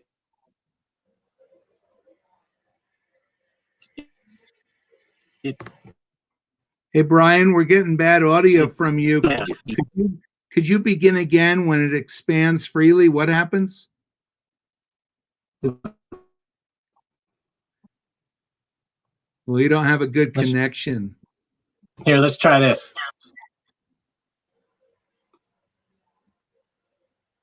Yeah, it looks like it was about maybe 5 or 6 seconds there with a bad connection, but it looks like, Bryan, looks like you're back. Yeah. How's that? Good. Okay. You'd asked about the high temperatures, 1300 degree Fahrenheit temperatures of the fountains of the Great Deep. And so many critics assume that 1300 degrees Fahrenheit will be what the atmosphere experiences. But remember, that's 30 to 60 miles below the surface where those temperatures exist. And when you allow a high temperature, high pressure fluid to freely expand, the expansion itself causes there to be a rapid cooling of the fluid as it accelerates, basically. So in the engineering business, we call that throttling or free expansion through a nozzle. And that is absolutely what happens. I mean, that's relied upon in the physics of a rocket engine or a jet aircraft or anything like that. It is known that when you freely expand a fluid, it is going to cool down. So by the time you expand a fluid 30 to 60 miles, it definitely would have cooled down and gained tremendous kinetic energy by that time. Now, the exact amount of cooling and what the exact temperature is of the flow as it passes by the atmosphere, the lower atmosphere, I can't positively tell you what that would have been, but it certainly wouldn't have been 1300 degrees Fahrenheit. If you look at the throat of a rocket nozzle, for instance, the temperatures right at the throat are extremely high. And if you follow a plot of how temperature changes as it passes through the throat of a nozzle, like say a rocket nozzle, and enters into the expansion chamber, which is kind of that bell-shaped part of a rocket nozzle, the part that you can see, we know that the temperature drops rapidly from the nozzle. So by the time it exits the bell chamber of the rocket, those temperatures have cooled a tremendous amount. So definitely not 1300 degrees at the surface of Earth in the lower atmosphere. Are there any heat problems with the drifting of the continents in the model whatsoever? Yeah, that's been talked about a lot. I think one of the strengths of hydroplate theory is its explanation of shallow magma under the continents, which I think is actually a problem for other forms of, I'll say, geophysical models. So I think you probably have heard about the fact that magma below the crossover depth cannot rise. So the idea that plumes of magma that could come from the super dense outer liquid core of Earth could rise through the mantle, that is a fantasy as far as physics is concerned. And so where do we get these big calderas like under Yellowstone Park and things? How do we explain that? I think hydroplate theory's strength is in providing a very real mechanism for where that heat came from. So I don't see the heat being a problem for hydroplate theory, simply because, yeah, we have lots of areas where there's tremendous amount of magma somewhere down there about in the region where we would have expected the granite crust to have crashed into and skidded against the mantle for a certain length of distance, as it slowed down. And so that's where that heat came from. And then, yeah, it melted a whole bunch of rock. And of course, we have a whole bunch of evidence from volcanic mountains, especially for North America here along the western edge of the continent. A lot of those mountains are volcanic, like Mount St. Helens and whatnot. And of course, when they erupt, they send off not just magma, but tremendous amount of steam and carbon dioxide. So that again plays right in with the hydroplate theory as to where that heat came from, why there's all that pressure, why that pressure is still pressurized. And so, yeah, I don't see it as a big problem. When you have tremendous heat, rock also is a great insulator for things that are heat. So yeah, you might have a lot of heat built up under the surface of the continents as they drifted and slid and compressed during the compression event. But the heat that we have down there that we know is shallow really just points to the hydroplate mechanism as a very valid mechanism for that. And it explains why there's that heat at that point in Earth. Actually, Bryan, I'd be curious to ask, actually, if I can ask a real quick question, because everything you're saying is awesome and extremely helpful, Bryan. We've got a critic who typically uses arguments from, I'm sure you're aware, Tony Reed, where they say that we require miracles. I don't know if they completely understood everything you were saying, because what you were saying kind of goes against that argument where they say only a miracle can resolve the so-called heat problem, if you want to call it that. Well, is there any validity to that with people like Tony Reed and the critics are saying? In terms of needing a miracle for hydroplate theory to explain heat, I would say no, we don't need a miracle for that at all. That's I think a lot of that, at least from what I've seen of Tony Reed's commentary on hydroplate,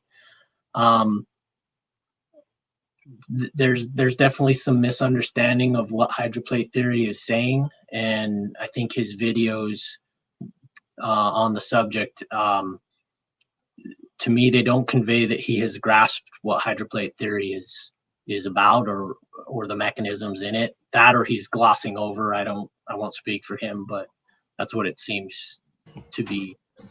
One of those two cases.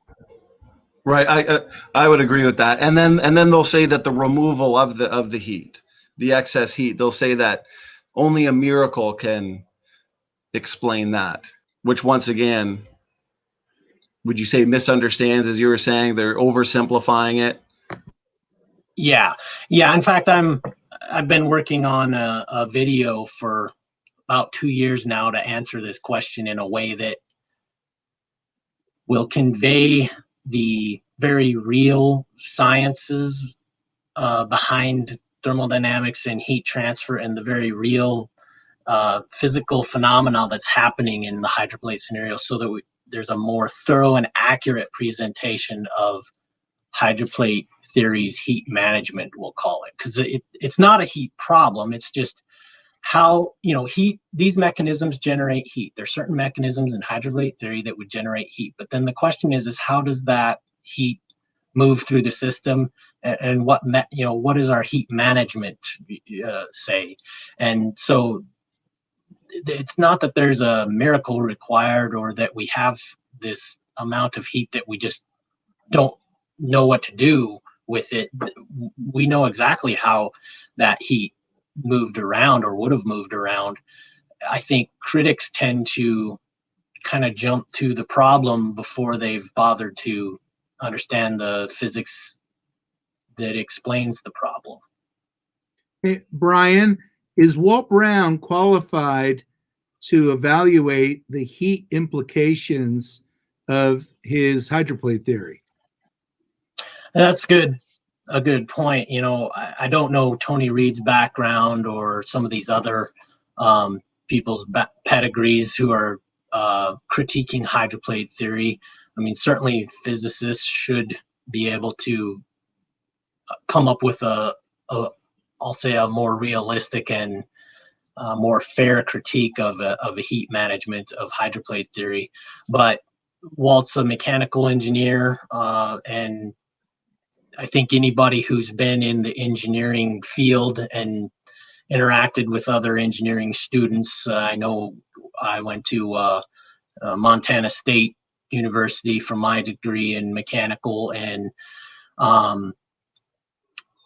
mechanical engineers are one of the most entrenched in the field of thermodynamics and heat transfer of any of the engineering disciplines, really. I mean,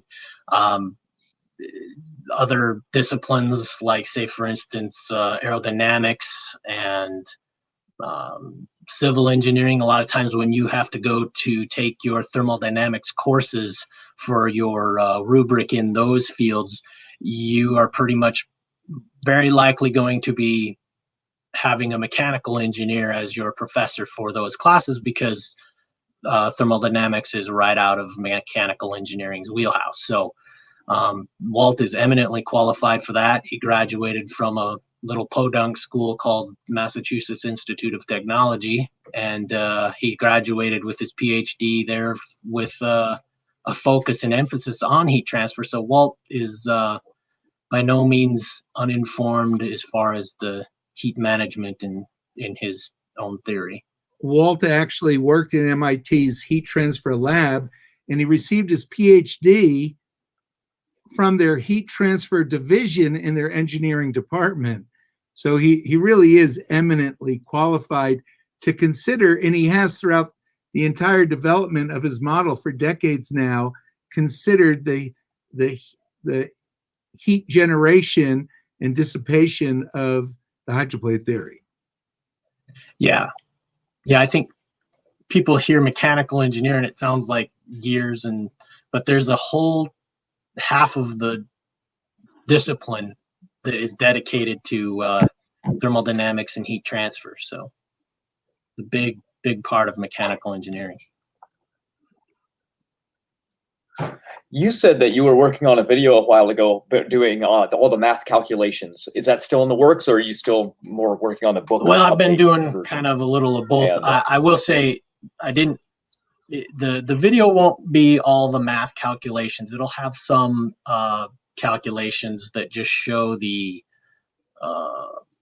percentages of how much area is involved, and to give the viewer an understanding of things. It's a lot of things are very difficult to calculate, as far as like you just end up making so many assumptions that anybody could sit there and pick apart those assumptions. And so I'm a little hesitant to just,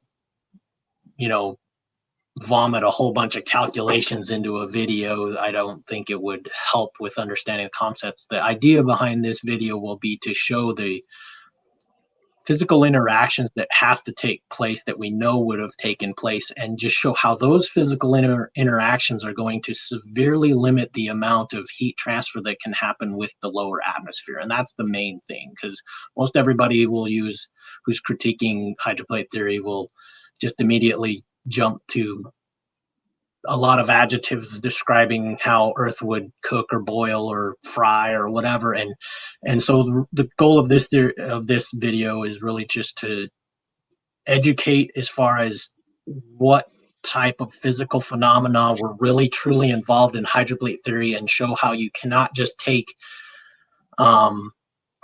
some of the things that hydroplate theory proposes and then simplify it outside of what hydroplate theory proposes, and then come up with some supposed calculation that proves hydroplate theory has a problem. And that's really where I see most of the critiques having real difficulty in terms of being fair to what hydroplate theory is proposing.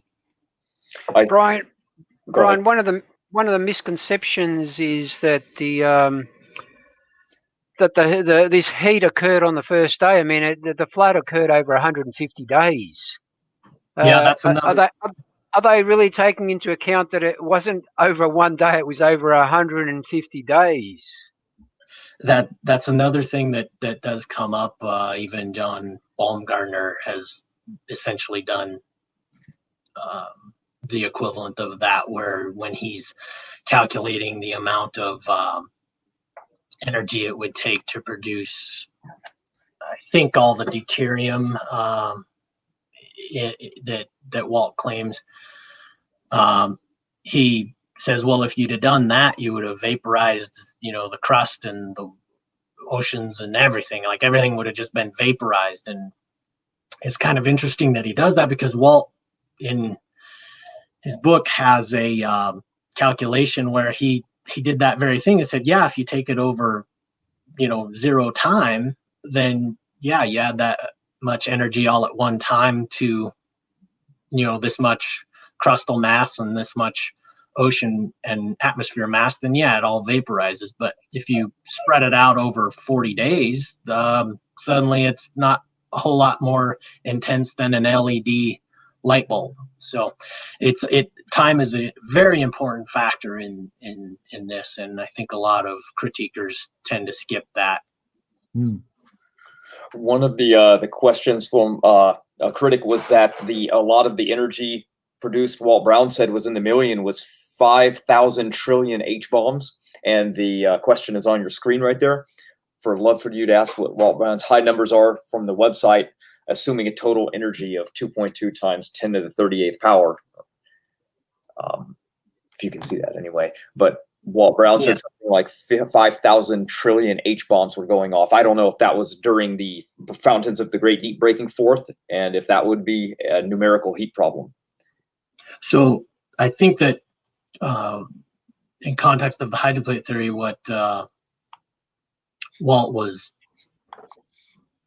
how he came up with those numbers was that he was just saying, how much energy would it take to get that much mass to exit Earth's gravitational sphere of influence? So it needs to be accelerated to at least 7 miles per second in order for material that exits in the fountains to never come back to Earth.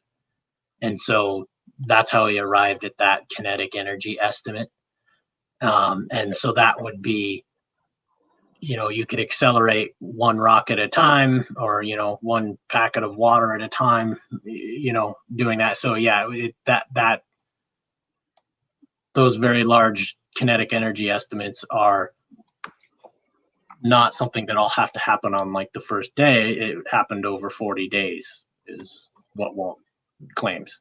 I see. And that was kind of like the highest velocity to eject something like an asteroid would have been, to push it in. That would have been the minimum velocity to get any object of any size, whatever its mass is, you've got to get that mass accelerated to 7 miles per second in order for it to leave Earth and not gravitationally be attracted back down to Earth. So you got to get outside the sphere of influence. So for it to go into orbit basically around the sun and not come back and orbit Earth or hit Earth, you've got to get above 7 miles per second. That would be the minimum velocity. And some near hyperbolic comets indicate that they might have been launched at up to 30 plus miles per second. Hyperbolic, going retrograde as compared to the sun's rotation and the Earth and the planet's rotation. Yeah. Can we make two clarifications? One, when the debris was being ejected from the Earth by the fountains, the Earth didn't eject an asteroid. It ejected millions of boulders, rocks, tremendous amount of water, debris, and the asteroid formed over time in space. So one clarification. Earlier, I mentioned, I realized I misspoke, that the compression event, the continent sliding, I think I implied it happened after 40 days. It didn't. It happened months later in the flood. Got it. Yeah, that was that first one too, Bob. Thank you for that. That is a very good point. And one common misconception is that whole asteroids or whole TNOs or whatever were being launched. Those formed later. Basically, trillions of tiny, relatively small rocks were getting launched, but not extremely large house-size objects necessarily. Some of them might have been up to that. Like there is some indication that some meteorite, or I guess it'd be meteoroids, are spinning at a speed that would indicate that anything bigger than about 650 feet in diameter would probably fly apart. So up to say 650 feet in diameter, but no larger probably than that. We have a really lousy short animation that we created. Maybe I could show that, but Bryan, I hate to ask, I'm not the host here, but could you describe that picture on the screen? Are those actually is that your watch? Yeah. Yeah. That's my watch, and that's my hands, and that was at my kitchen table with a propane torch, that you'd use for soldering pipes. So that was an attempt to show how heat transfer works and doesn't necessarily transfer heat into the atmosphere in the way that many people would think, without going into a hour-long discussion in the Hydroplate series of videos. So that was just kind of, sometimes a picture's worth more than a lot of explanation, but apparently that wasn't the case, which is why I'm doing the video now to be a little more specific. Could you keep your hands there for what, like 5 seconds? Oh no, I could have let the whole bottle run out. And the claim, like from Tony Reed and others, we list 20 of their specific heat objections. The claim that all this energy, it's just going to average out. And so that's not like a law of physics that the energy available averages out. And we use this, an actual photograph of a test, a rocket test, to make the point that just because you have thousands of degrees at the nozzle doesn't mean you have thousands of degrees 100 feet away. Yeah, that's kind of a larger example of my hands in front of the propane torch. And that's one assumption, is that when you do these calculations using basically finding the mass involved in the energy and then solving for what your final temperature would be, well, that's assuming that you're getting perfect mixing. It's assuming that you even have a mechanism that allows mixing. And nobody who's criticized hydroplate theory has ever even bothered to talk about that. They just want to pick a percentage that they feel is reasonable, but they don't have any scientific justification for why it's reasonable. And so what I want to do with this video is show, if you go into the mechanisms, you see how arbitrarily picking a percentage is not so reasonable. So if they said 1/10 of 1% of the exhaust energy was in that snow 100 feet away, it would have melted the snow. But in fact, that arbitrary percent is not relevant to the real world.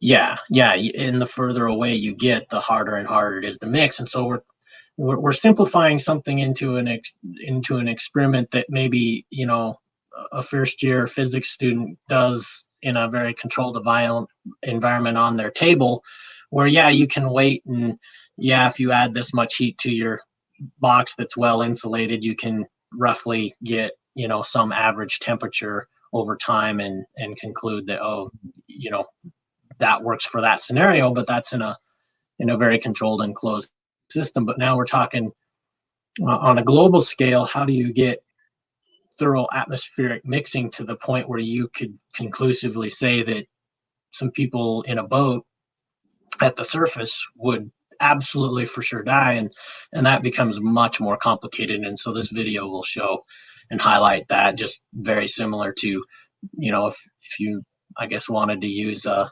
solid rocket booster to melt snow, you'd have kind of a problem doing that on snow that's just not too far adjacent from the side of the nozzle that's at 8,000 or 10,000 degrees. So, wow.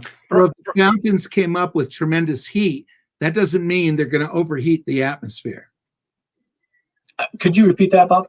If the fountains did come up with tremendous heat, that doesn't mean they're going to overheat the atmosphere because of this directed energy and the way the real world works instead of back of the envelope calculations. And the many will just take an arbitrary percentage of kinetic energy and then say, well, if that mixed with the atmosphere, everything would fry and boil. And even that, the equation they use, that's an average temperature, so you can't conclusively say that every single section of air in the entire atmosphere has for sure reached that temperature, especially when with the Earth you're dealing with an open system. So they're really not comparing apples to apples in that case. Brian, you mentioned the escape velocity earlier. I read that the absolute zero is, I think, around 100 kilometers above Earth's surface. So considering the escape velocity, you'd reach that heat would reach zero in what, 2 to 5 or 10 seconds?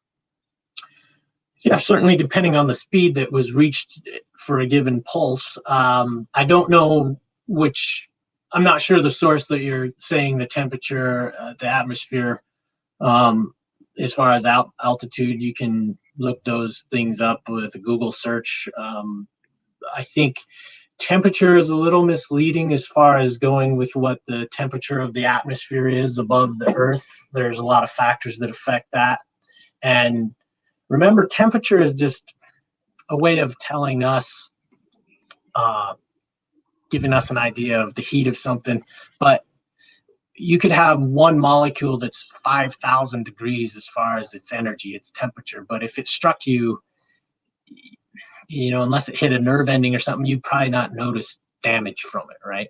So it's when you have trillions of those molecules at that temperature with that amount of energy that it transfers into you and you get burned. So, and the reason I'm bringing that up is, a couple hundred miles above Earth's atmosphere, if you look that up on Google, you'll find that the temperature actually starts to rise the higher up you go in the atmosphere, as cosmic rays and stuff from the sun interact with the molecules that are up there. But those molecules are so spread out that there's not enough heat in all those molecules to heat something effectively. So the thing is that there's so much space, literally space available between all those molecules, that there's tremendous potential for something rising up through the atmosphere to be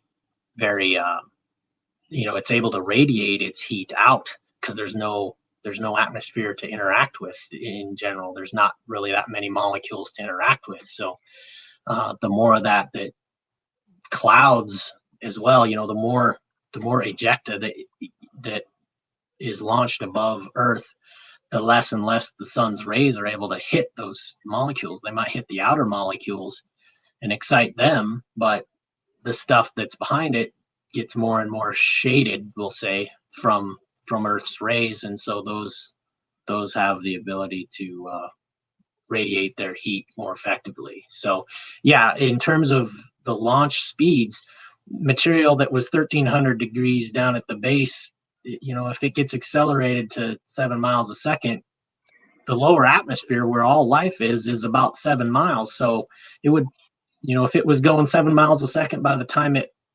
had accelerated for 60 miles from the base, it would be traveling at 7 miles a second. So it'd be in Earth's atmosphere or passing through Earth's atmosphere in just 1 second. So, it really wouldn't have much time to interact. And then there's a whole host of aerodynamic reasons why the high-speed flow from the fountains would not be able to interact with and mix with the essentially stagnant atmosphere just adjacent to, just to the sides of the flow. Yeah, thank you for that. I asked the question of Bob earlier, but he suggested I probably wait until you came in onto the stream. It's to do with the Clausius-Clapeyron relationship. You aware of that at all? Yeah, the Clausius-Clapeyron equation. Yeah. Yeah, I know a bit about it, but I'm not sure the audience knows much. If you just like to expand on it a little bit. Yeah. Okay. It's what's used in order to come up with the steam tables for water, and it's a relationship where the pressure and the temperature are related in such a way that if the pressure drops, then the temperature, in order for the equation to balance, has to drop. So that's, I guess, without going into, I think, a lot of detail that would probably be pretty difficult to follow, and maybe, at least for me right now, having not prepared specifically for that, might be difficult for me to even get through. But yeah, basically the two variables in the equation are pressure and temperature, and so if temperature or pressure drop, then the other variable also has to drop. And so to that end, the pressure in the fountains down at the base was extremely high pressure, and it was getting accelerated and dropping in pressure because of that acceleration and because of the expansion. Yeah, Bob mentioned that when the fountains of the deep broke up, there was enormous erosion from the floor and the ceiling where the water was actually contained in. So what I'm saying is, when you have that much erosion occurring, the pressure above it is reduced, and therefore the temperature would drop as a result. I guess I'm not quite following the erosion side of things. What was the thought there? Well, consider the water contained under the crust. Okay, as it escapes, it's actually eroding the floor and the ceiling of that chamber. But as it's eroding that material, the pressure on that material is then less because there's less material above it. Therefore, the temperature would reduce as well. The temperature of the, are you saying of the water? Of the water. Of the water? If the overlying crust is going from 60 miles down to 50 to 40, then that's another factor in reducing the pressure. George, you're making that point? Yes, correct. Yeah, I guess I have to think about that. You're talking about like the eroded particles in there going from high pressure to low? No, well, the eroded particles would be removed, but the amount of material above it would be less, because as Bob mentioned, you'd go from 60 miles thick to 50 miles thick to 40 miles thick, because you've had a lot of erosion from that ceiling of the chamber. Okay, I think I'm understanding a little better now. So, and not only that, but as as the fluid starts to move, just by definition, in fluids, you study fluid mechanics. When a fluid starts to move, it by definition drops in pressure. I think is that what you're talking Yes. about? Yeah. Yeah. And at the beginning of the fountains erupting, I believe Walt has calculated the pressure at about 370,000 pounds per square inch. Almost unimaginable. But then at the surface, the 1 atmosphere is like 15 pounds per square inch. So a tremendous decrease in pressure from the movement of the water and the expansion of the water. That's got to be overwhelmingly the most significant factor, the decrease in pressure. Yeah. In fact, if you think about it, if I was to describe a scenario and we weren't talking about the Earth, and I just said I have this box, and it's inside the box, the air in this box is at 300,000 psi, and I've got a little thin layer of air outside of this box that's an inch thick, and that's exerting some amount of pressure on this box. And then outside of that air, I've got a vacuum pulled on it. Hmm. And now I'm going to open a fissure in this box and let all that air inside do whatever it wants to do. And on the one end, I have 300,000 psi. I've got an inch layer of stagnant air, and then I've got a vacuum pulled on it. What kind of speeds and accelerations and expansions do you think you're going to see? Yeah. I hope we just got a preview of a segment of your heat video, Bryan. Yeah, there's this part in there where I talk about it. Okay. Hey, George and the guys, Donnie, Roa, Matt. Earlier we mentioned the comet formation. We've got a really rough draft of an animation. It's not for public consumption, really. It's unlisted on our YouTube channel. But maybe I could hit play here, and you guys could see this to sort of visualize the concept. Is that right? Okay, I'll hit play. Yeah. So the debris coming up from the crack that wrapped around the Earth, and they're all individual rocks, particles with water vapor, water turning to ice, and dust, tremendous amount of debris. Now the animation gets really rough here, apologize. But imagine that's a rock that's the core, and other debris that's orbiting the core that'll become an asteroid or a comet. And so that happens over time. And then over a period of years, you end up with what's eventually going to be a comet. So that idea.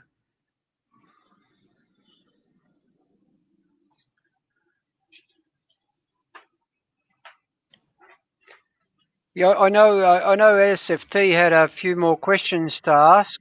Maybe this is a good opportunity, Standing, to do that. Yeah, no, I was just engaging the chat. I wanted to say thank you for the super stickers, super chats, both to Bryan and Bob. This has been a blessing. I mean, we're going on almost 2.5 hours, and this has flown by. So much good information. This is extremely rewatchable. And like I said, just a lot of good data and a lot of good evidence that you guys are providing us. Now, I wasn't sure how, because we kind of went on a discussion on the heat and various related topics. I'm not too sure if Bob, I know the last time I'm not sure if there was a few other things you wanted to touch on or in regards to the outline that we had laid out, or well, we had evidence specifically, not only tremendous evidence for the global flood, but evidence for the hydroplate theory. Right. Yes, that's what I'm looking at on the outline. That I didn't want to derail it. I wanted to make sure that you were feeling, Bob, that you were able to, get out everything that you felt necessary. Yeah. So, Bryan, I don't know what your time is like, but maybe we could just quickly go through some of these bullet points of evidence, not only for the global flood, like dinosaur soft tissue and trillions of dead things laid down by water, but specifically evidence for the hydroplate theory, that creationists really, I think, could celebrate so much evidence. Bryan, you have a little bit of time to look at some of this? Yeah, maybe a little. All right. So we have 20 Bible verses that uniquely support the hydroplate theory, uniquely. And when other authors of the other creation models were asked, what Bible verses uniquely support like catastrophic plate tectonics or the impact model or the vapor canopy model, there's like one verse that seems like maybe it supports the vapor canopy theory, and no verses that support catastrophic plate tectonics. Like there's nothing that says that the edges of the continent began to plummet because they got 700 degrees cooler. You know what I mean? But so many verses seem to explicitly reference the hydroplate theory. The perfect cosmos now has cratered Mercury, Venus, Earth, Moon, and Mars. So God wouldn't have created the perfect solar system, the heavens, with all that damage. So Walt's model, the hydroplate theory, explains how the solar system itself was corrupt with the stain of sin, how the heavens are seeing the same kind of decay as the Earth. The perfect cosmos now has asteroids and comets flying around, and they're dangerous. They kill people. Meteors, like errant bullets. The near side of the moon pummeled with the Maria compared to the mostly sprinkled far side of the moon. The biological material out in the solar system, if anybody goes to kgov.com/evidence and clicks on that link, there are dozens of papers where there's so much evidence that there's biological material not only on comets, but in meteoroids and out in space. All the transient lunar phenomenon, that the moon got beat up very recently. Comets and asteroids and even meteoroids with diamonds in them made of common earth minerals. How do you get the temperature and the pressure to make diamonds and asteroids? Bryan, earlier you mentioned that the feature of rock in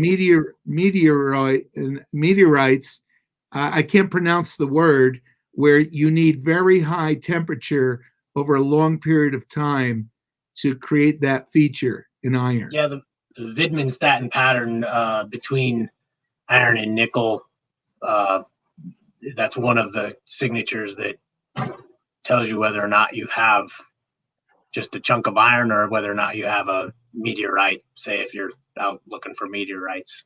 Yeah, that's one of the tests. Right, and the hottest temperatures in the largest asteroids don't get nearly to the temperatures that you need. The Earth's oldest rock, yep. NASA hid this for 50 years. They didn't announce it until this year.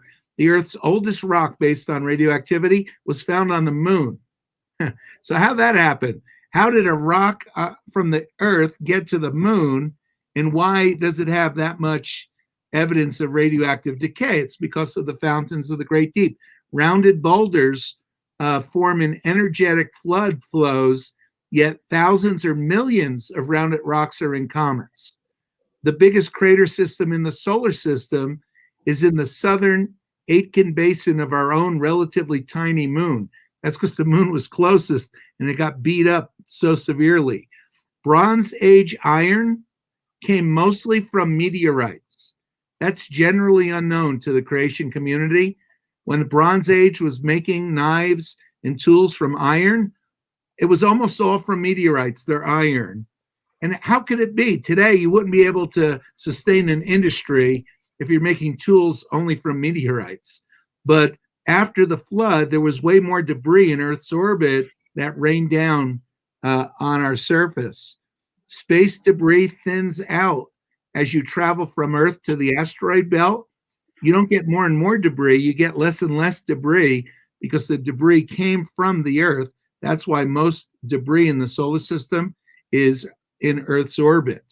And it goes on and on. This list, these are extraordinary pieces of scientific evidence that gives powerful evidence, like swaths of missing crust in the Atlantic and the massive granitic crust below the Pacific. So guys, we could continue, but the mile deep sediments that blanket the continents, they had to be eroded from below because neither the vapor canopy nor catastrophic plate tectonics can explain where the sediments came from. So I think that's enough. There's a lot more. Yeah, well, I was saying in the chat, Bob, that even though we've gone for 2.5 hours, because people are loving this, and we've actually got some fellow brothers and sisters and fellow young Earth creationists in the chat that aren't familiar with the HPT model. So already they've begun to download and order the book in the beginning. And I pointed out that even after 2.5 hours, we've only touched on maybe 1% of all the evidence for the model. So yeah, exactly. And Walt's book is truly extraordinary, and it's his latest contribution is the origin of Earth's radioactivity, and he truly is the Isaac Newton of our day. And I think he needs to be honored, and he's so often attacked. Because he's the one who explained to the creation movement that the vapor canopy theory is not valid. It's not scientific and it's not biblical. So he took one for the team because the team loved the canopy theory. But now, decades later, the whole creation movement, at least all the big groups, they all acknowledge Walt was right, but it caused a rift. And once a relationship spoils, it's hard to repair it.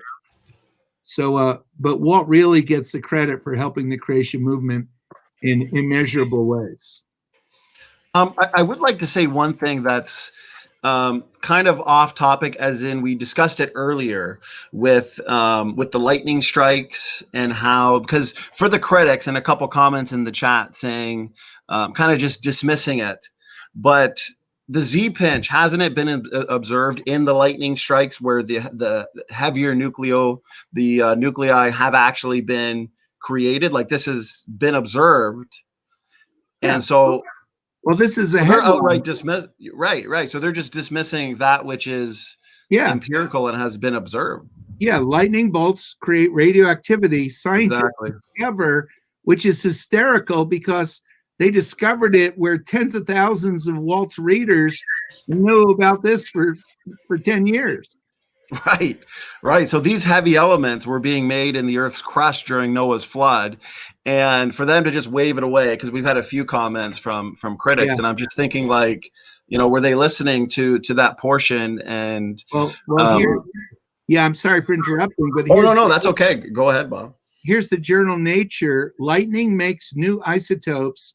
Physicists show that thunderstorms trigger nuclear reactions in the atmosphere. November 22nd, 2017. So, there's a lot that we discover in the world of science, and it's understandable that not all scientists and people who are interested, they can't be up on everything. Right. But Walt Brown students, they're up on way more than anyone else. All these discoveries, all scientists work for Walt Brown, and Walt Brown was here, His model is right, therefore his predictions are confirmed to an extraordinary degree, and he's made many outstanding explicit predictions that we know are going to be confirmed because his model has been confirmed by the scriptures and by the fulfilled predictions. Amen. And like we said earlier, the gold standard of science, especially for any working hypothesis, is to make testable predictions that are both future and falsifiable. And I mean, we touched on a massive number of them today. So this has been phenomenal. George, I think you're about to say something, brother. I apologize. Yeah, I was going to say we often hear from the atheists and evolutionists that if we ask them a question, they say, "Oh, we don't know, but we'll find out at some point in time because we know there's a naturalistic explanation." However, when we say it, somehow that debunks creationism, and I find that a bit funny though, because it's a double standard, if you like, you know. Now, Bob, a lot of these testable predictions that Dr. Walt Brown that he's put forth in regards to the model, many of them have actually been confirmed and come true. Yeah, that's Exactly. right. And it's on Walt's website. We make it super easy. rsr.org/predictions. We list his predictions, the confirmed ones, and then we link to his book. Because a lot of critics too that say, you know, it's almost like a full-time job criticizing and objecting to young Earth creation. They'll say, sure, you can make testable predictions all the time, but none have been confirmed. But that just shows that they're not up to date on the fact that no, many of them have actually been confirmed as well. So many. If they go to that page, it will make them sick to their stomach. Maybe it's why they avoid the page. If they're rebelling against creation science, they will hate to see all the explicit predictions confirmed. Right, right. So when they say that none have been confirmed, it just shows that they're not up to date. As you said, one final thing I'd ask then, with the Proton 21 lab, I've had a couple people say that they've they're saying it's disappeared. Are you familiar with this or what? Well, it closed down. Brian, maybe you know more, but yeah, it closed down. Yeah, I haven't heard anything about. I guess I actually wasn't even aware of it. So I'm not up on that, but it certainly was in operation at some point. And right. It doesn't negate the data. Yeah, it does.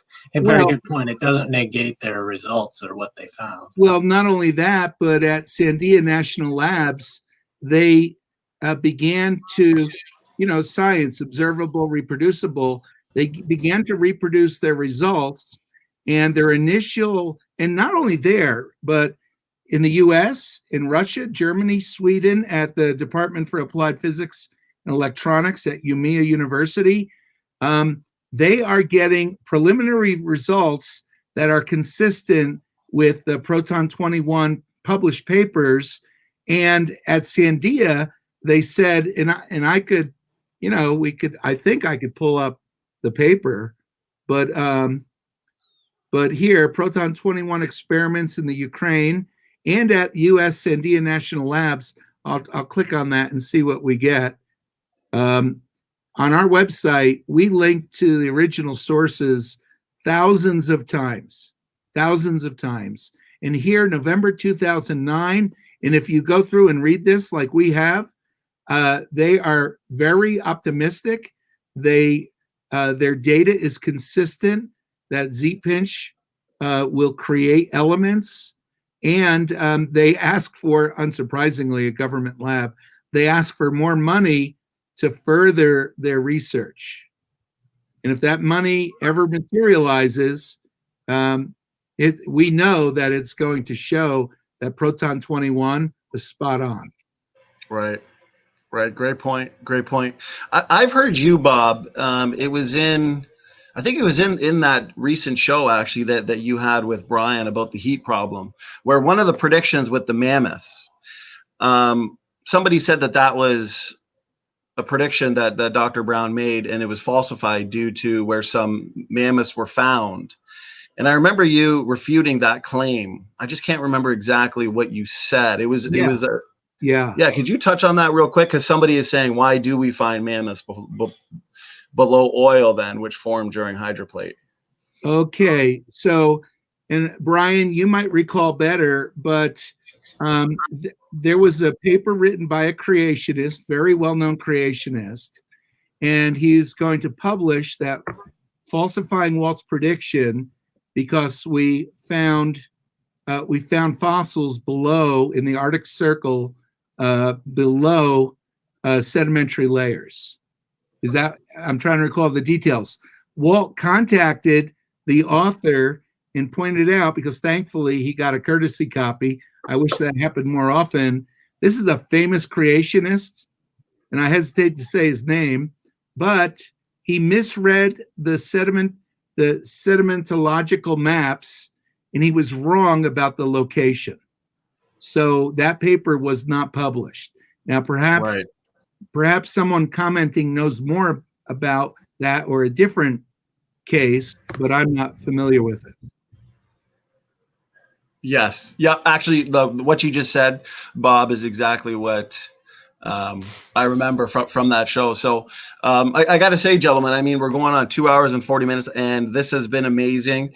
I'd love to have you on again, Bob. I mean, we've only touched on 1% or maybe even less of the evidence and what we could say about HPT.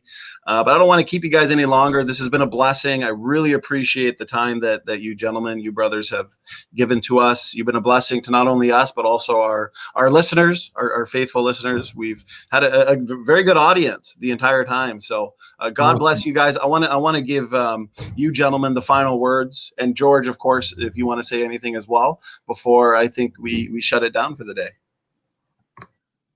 Well, I'd like to thank you both for coming to our show, but also please feel free. I'll volunteer Standing for Truth to come on to your radio show. Okay, we will do that. I take you guys up on that, so we'll book it. Good. Book it, Daniel. Awesome. That's awesome. You guys are a blessing. Once again, thanks for giving us your time. You guys can have the floor for some final words. And Bryan, I know you were at work, so we appreciate you making your way in here and giving us so much good information on some very technical questions. So extremely helpful. And I'm going to probably rewatch this tonight because so much good information, guys. So Bryan, do you have anything? I know you got to go.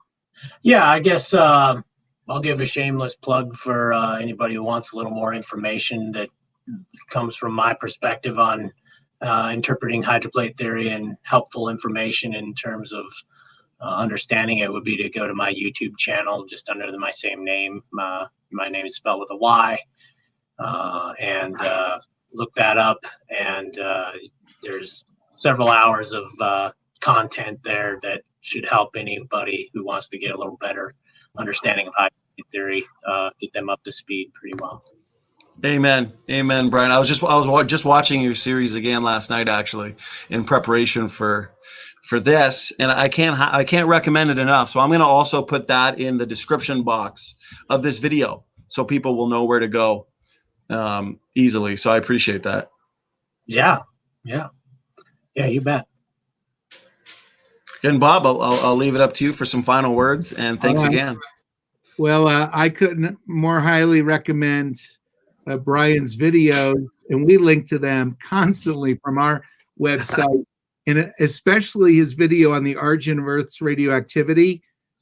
That's Walt's latest contribution, and it's a brilliant discovery. He deserves a Nobel Prize for the discovery of the origin of uranium. Walt Brown was Amen. Prize. And on our website, if you notice, we've got HPT. Notice that doesn't say HTTPS. Well, that's on the left, but you could ignore that. HPT.rsr.org. Walt has given us permission to reproduce his website here. And so home, online book, which is HTML, the flip book, which is so fun to read, and a downloadable PDF in an HPT store where you can get really fabulous hydroplate theory resources.